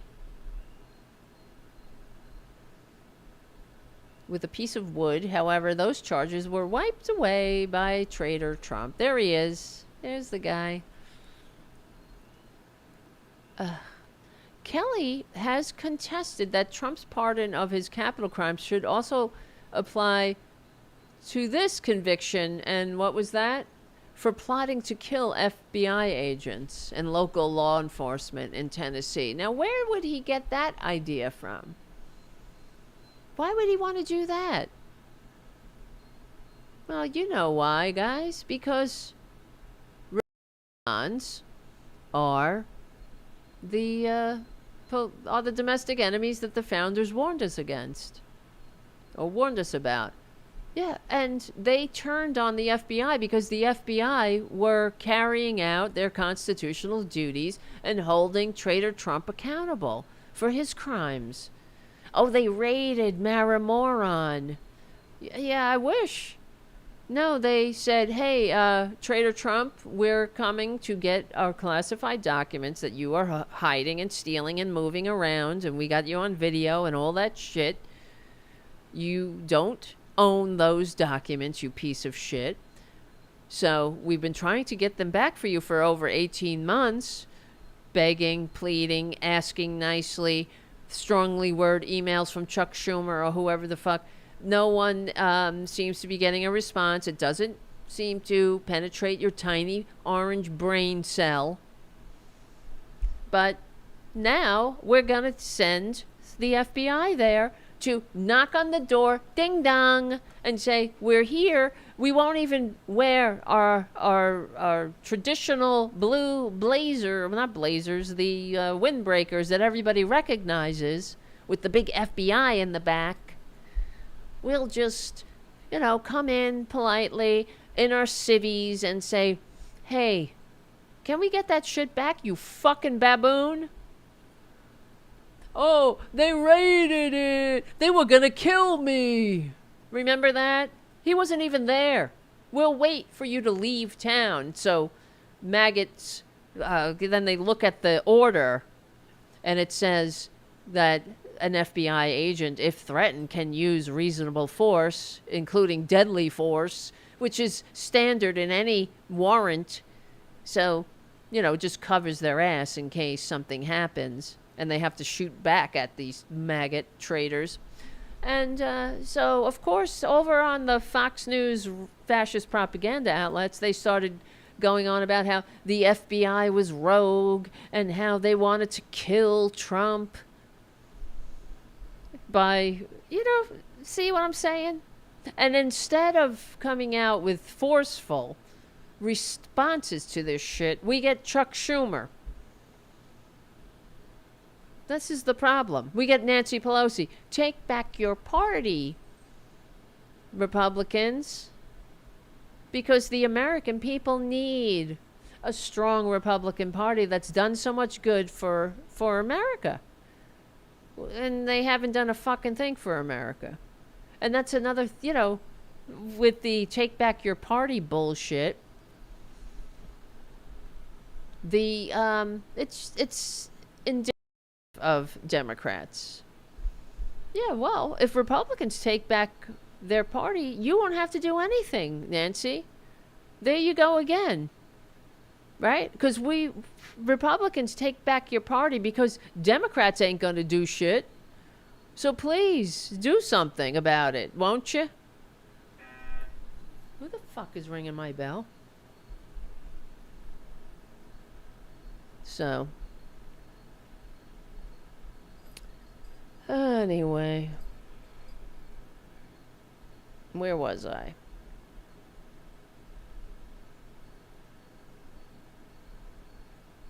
I'm just looking at the chat. I know. Redfoot. Schumer has all the charisma and persuasion of a moldy dish rag. Absolutely. All I can see in my mind is him with his glasses half down his nose, his head down, reading some statement.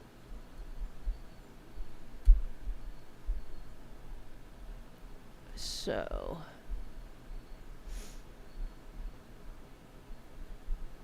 I wrote this article over at the Political Voices Network. This is about the Minnesota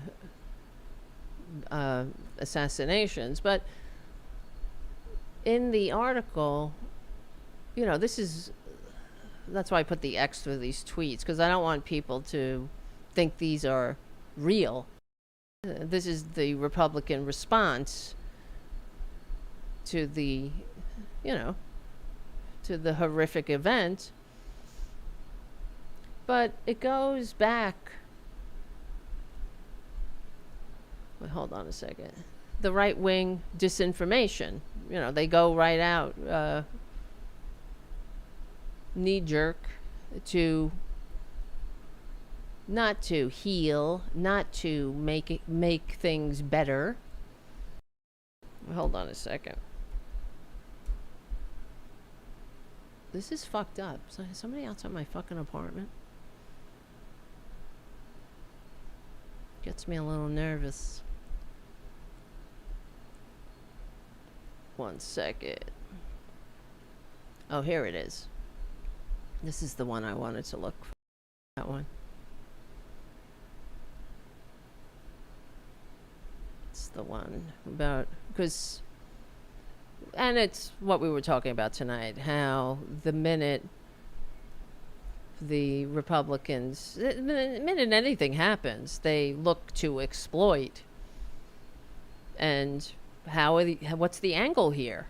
What's what's our talking point? It's like what we saw when they took down Senator Padilla, when, the puffy-lipped sociopath took down the senator for asking a question. Hold on. I'm just going to lower this. No. Because you know what? It's the end of the show. We will win. We don't need this music, though, right now. But we watched them workshop the lie in real time. And we talked about it last week, how the Republicans met behind closed doors. And then when they came out, Johnson gave a statement where he not only took no responsibility or said, well, things are out of control and she made a mistake, she should resign, the puppy killing sociopath should resign, she's unfit, she's just a cosplaying kook who has no business doing what she's doing. But instead we got Johnson saying how Padilla was the victim. It was the fascist professional victim stance. That's what they do. Not only the abuser is the one who is abused is the abuser. That is out of fascism 101. But this is goes long way back, and it is part of the GOP's long war on a unified America. And I wrote about it in the article at the Political Voices Network, which is right here in the, that's the thing, the accompanying illustration. It's, in case you don't know, that's AI. I know it looks a little real. Trader Trump screaming and a bunch of flying monkeys yelling hate and lies. But I remember when I was a kid, and how old was I? I wasn't like a child, but I wasn't politically aware, and it was the beginning of Rush Limbaugh years. He was relatively new, and he had a TV show. Remember that? And in that TV show, there was a countdown clock. And what's so funny is that when Rush Limbaugh was on, and I was working at a TV station on Staten Island with a friend of mine who I still know, and that friend is now trans, came out as trans. And you would not ever have known it, but they were the one that always had Rush Limbaugh on. Isn't that funny? Now she's like, I should talk to her about that. Because, yeah, anyway, life is weird, right? But in the corner of the screen of Rush Limbaugh's show was a countdown clock that said America Under Siege. And I remember thinking, what? And it was Clinton presidency, day number blah, blah, blah, America under siege. And I remember thinking, under siege? From what? The president? It was very confusing to me. I didn't understand. What are you talking about, under siege? That's how innocent I was, politically. That's how naive I was. I'm like, what do you mean? He's under siege from the president? That's the president. You don't like him? Vote differently. And whatever. You're not under siege from the president. And that's where it started, though. And for our generation, because FDR had Father Coughlin and those maggots, those precursors to maggots, but it wasn't nearly as pervasive as this. We have a problem in the country, and it's propaganda. When they have Fox News on at military bases, we get what we saw at Fort Bragg, with those soldiers booing democratically elected governments of blue states and booing the press. They should be immediately discharged, but not in maggot America, or at least disciplined and educated. Nope. Because maggot America wants to turn the troops on the American people. They want a civil war, make no mistake. And I agree. You know what? But we don't need a war. Just fucking secede already. Go. Take some maggot land somewhere and just go. Go there. They hate America. This maggot so-called president's going to wage war against blue states, the economic engine of the country that keep the maggot states afloat, while he pours more lies into their empty heads, while they don't take vaccines. They're going to get COVID. They're going to get measles and things. I mean, everything's just going to get worse and worse and worse in the maggot states, while they attack the only party that ever throws them a lifeline. And Trader Trump is at war with the country, and maggots are too stupid to realize they're on the wrong side.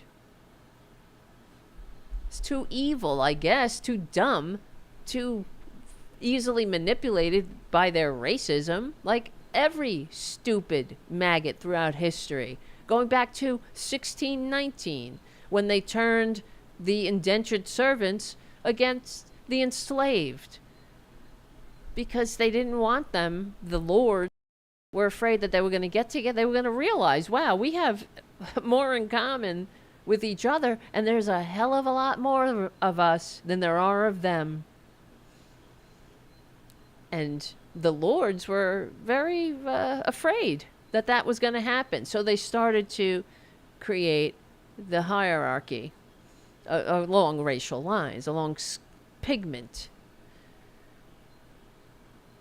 So, but anyway, with the America Under Siege, I remember thinking, what do you mean? The attempts to balance the budget or ensure that Americans don't die without health care is under siege? I couldn't get it. I didn't get it. But, of course, now I know, I see that that's Republican propaganda machine churning out the grievance, the hate, stoking the fires of division that we are living in now. And his imitators, of course, came along. And, you know, I mean, this is the guy that the baboon put a Medal of Freedom on, right? Medal of Freedom in, yeah, because it owns the libs. I guess the Medal of Freedom was just too woke. So it needed disgracing forever and denigrating this honored symbol of American sacrifice. He put it on the neck of a charlatan whose only legacy is a divided country, is tearing the country apart. That's maggot. That's the maggot legacy. Put a Medal of Freedom on it. But, you know. Oh boy. Oh God. What are we gonna do? And the other thing I was writing in this, you know, about the drinking America's tears, that's another thing. Whatever. Guys, I was going to go into the whole thing, but it's late. I wish that the Democrats would listen to me. Will they listen to me?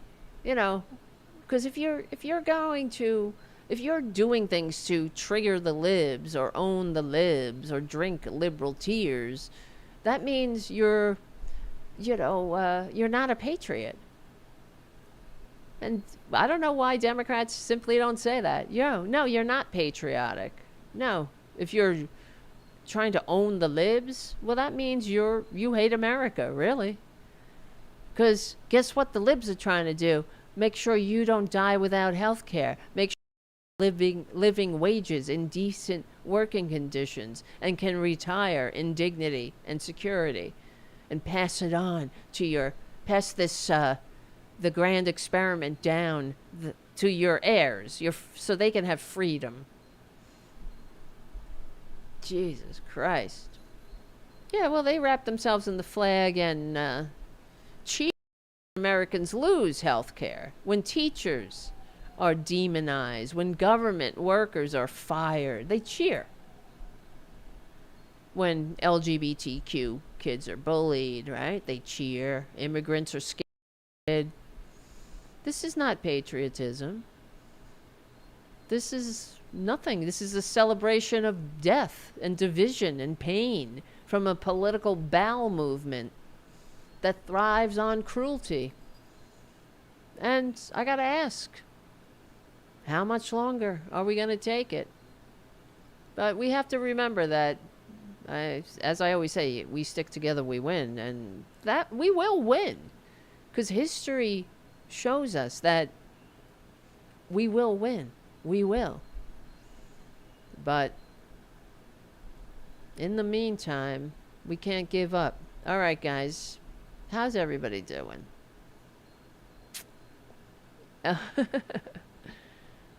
Are you from Canada, Albert? You lucky bastard in the chat. Yes, that's true. They'll listen to me if I have a few million bucks.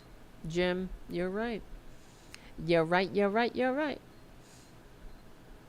Albert says, I wish that I were. Yeah, I know. Me too. All right, my friends. Listen, guys. Oh, Errol said I never listened to Rush Limbaugh or Sean Hannity. I'm glad I never listened to. I had to. I remember with my father. My father listened to Rush Limbaugh. And whenever I had to drive in the car with my father when I was growing up, he would put that shit on. And after a while, I was like, turn this shit off. he and I would have fights about it. My father was a garbage man. My father was a blue-collar worker, through and through, a union worker. He was a member of the Teamsters. And it would piss me off because the envelopes would come, you know, with the Republican National Committee logos, because my fucking father gave money to them. And I remember them coming to the house and I'm saying, what is wrong with you? When I started getting a clue. And my father and I would have fights. And you know what? I mean, not, you know, knock down, drag out fights, but we would argue about politics. And I'd say, what? They hate you. What are you giving money to these people? They hate unions. They hate they hate working people. And I said, don't you care about me? Don't you want me to have health care? Don't you want me to have a good life? They're trying to undercut everything in this country that makes this country great. Education and living wages. And, and here's the truth. Before, my father was not a rabid racist. Like, for example, the N-word wasn't flying around my house or anything like that. Nobody talked like that. And my father didn't think he was racist, but he was. He like these maggots think, and now I guess the way Trump treats them, you know, DEI is the big problem, affirmative action, that was terrible. The attempts to remedy or do something about racism or the inequality in the country, that was the worst than the actual thing itself. And he thought that it was because he was listening to Limbaugh. Okay? And he would say things. And I told you, when one time there was, you know, I used to get scholarships to go to school, and I would apply every year and get, you know, do my essays and such. And I didn't get a particular scholarship one year. And my father said, that's because your skin's not black. And I was like, come on. But that's what he thought, because he was listening to Rush Limbaugh. People with darker pigment were getting it over. They were getting everything. And it's the same shit we're hearing today from them. They're not very interesting. They never change. It's all the same bullshit, just a different day. That's 'cause your skin's not black, right? Same shit, different day. No. Maybe there was somebody better. I don't know. I never responded. I was like, whatever. But thank you, Elise, for your super chat. Thank you so much. Yeah, and that's exactly what Rush Limbaugh was there to do.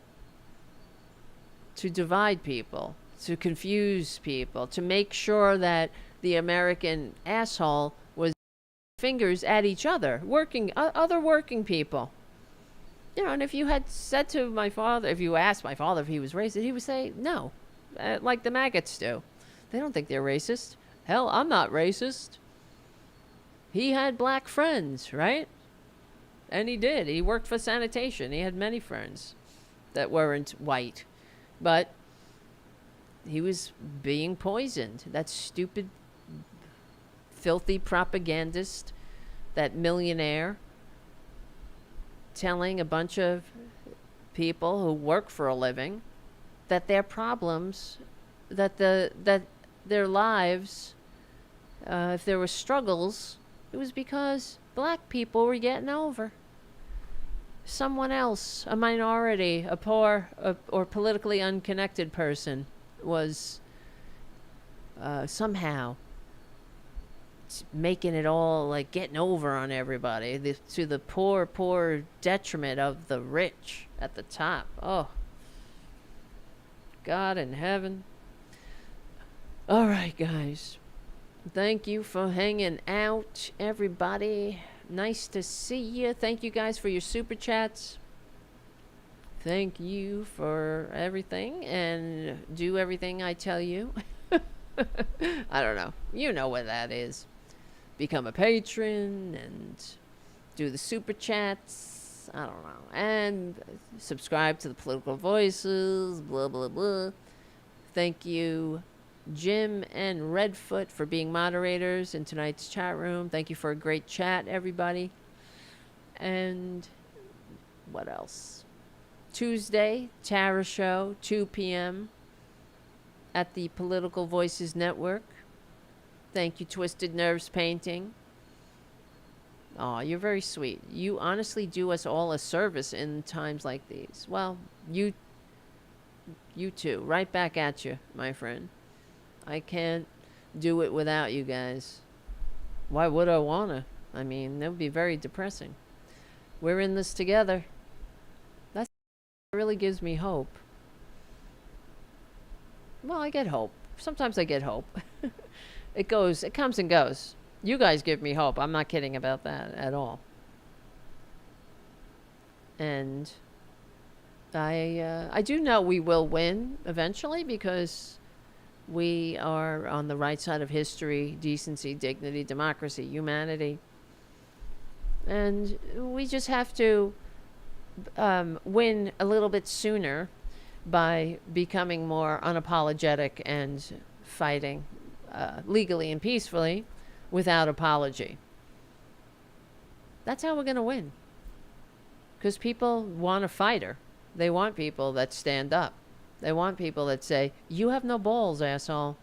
They want people to call it out and say, what are you talking about? You're not the party of life. You cause death. Here's the charts. I got the stats. I got the receipts.